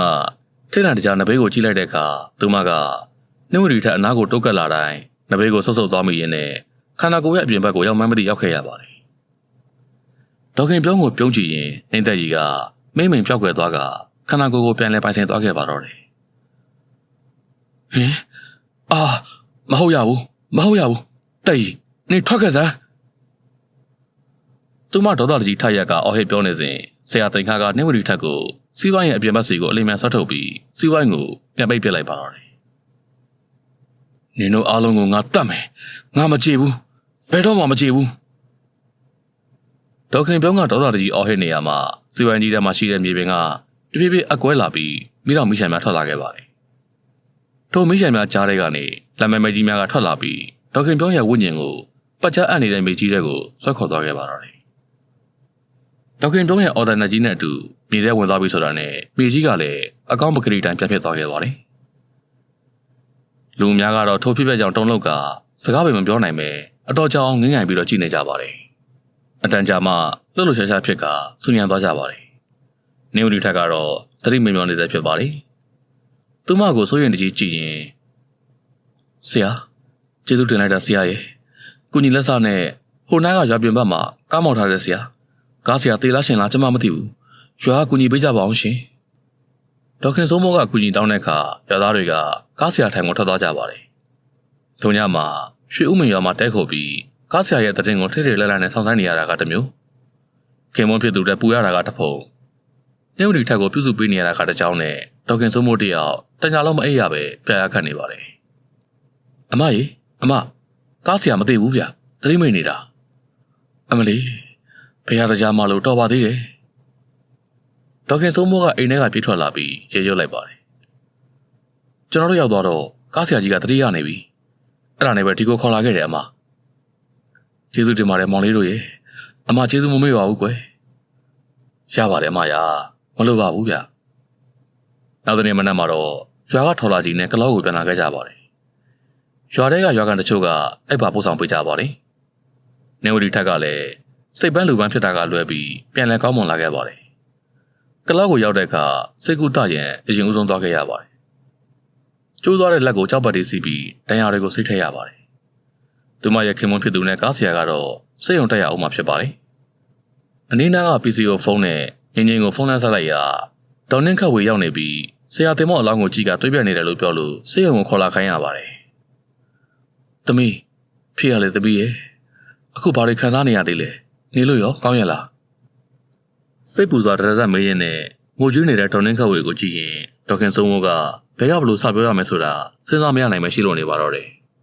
အိမ်ကိုအရင်ဦးဆုံးသွားပြီးတော့အိမ်ရောက်တဲ့အခါမှာဖြစ်သမျှအစကနေအဆုံးစီကပတ်ကုန်းပြပြလိုက်ပါတယ်ဒေါ်နှင်းခတ်ဝေကအန်အောဝါနဲ့ကနားထောင်ရင်သူမသိချင်တာကိုလည်းထပ်လောင်းပြီးတော့မေးမြန်းနေပါတယ်အဲ့ဒါပါပဲမမရဲ့ဆိုးလေတခါမှကိုအိမ်မတော်မမဖူးတဲ့ကိစ္စကြီးကိုကြုံလိုက်ရတော့ဘာကိုဘယ်လိုလုပ်ရမှမသိတော့ဘူးဒေါက်ခင်မျိုးပြောတာတွေမှန်တယ်မမေသမီးအရင်ဘွားကသူ့ကိုအိမ်ရှိကရေတွင်းထဲကိုတွန်းချခဲ့တာသူ့အလောင်းအဲ့ဒီထဲမှာရှိတယ်မမေခင်ပြောအလောင်းကရေတွင်းထဲမှာလားဒါကြောင့်သူ့ကိုရှာမတွေ့တာကိုရေတွင်းကလည်းမတုံးကြတော့မသိကြတာသူဒီလိုကိုတင်ပြပြီး6လမ်းလို့ရနေတာစိုးကိုတခါမှလာမပြဘူးမမရဲ့အမေတို့လည်းပြန်မလာသေးတော့ခက်တယ်ဆိုရဲ့ဘလို့စီစဉ်ရမလဲဆိုတာမတွေးတတ်တော့ဘူးဒေါ်နှင်းခတ်ဝေကမျက်နှာညှိုးငယ်စွာနဲ့ဆရာတင်မော့ရဲ့အလောင်းကိုကြည့်နေပါတယ်အဲ့ဒီနောက်မှာတော့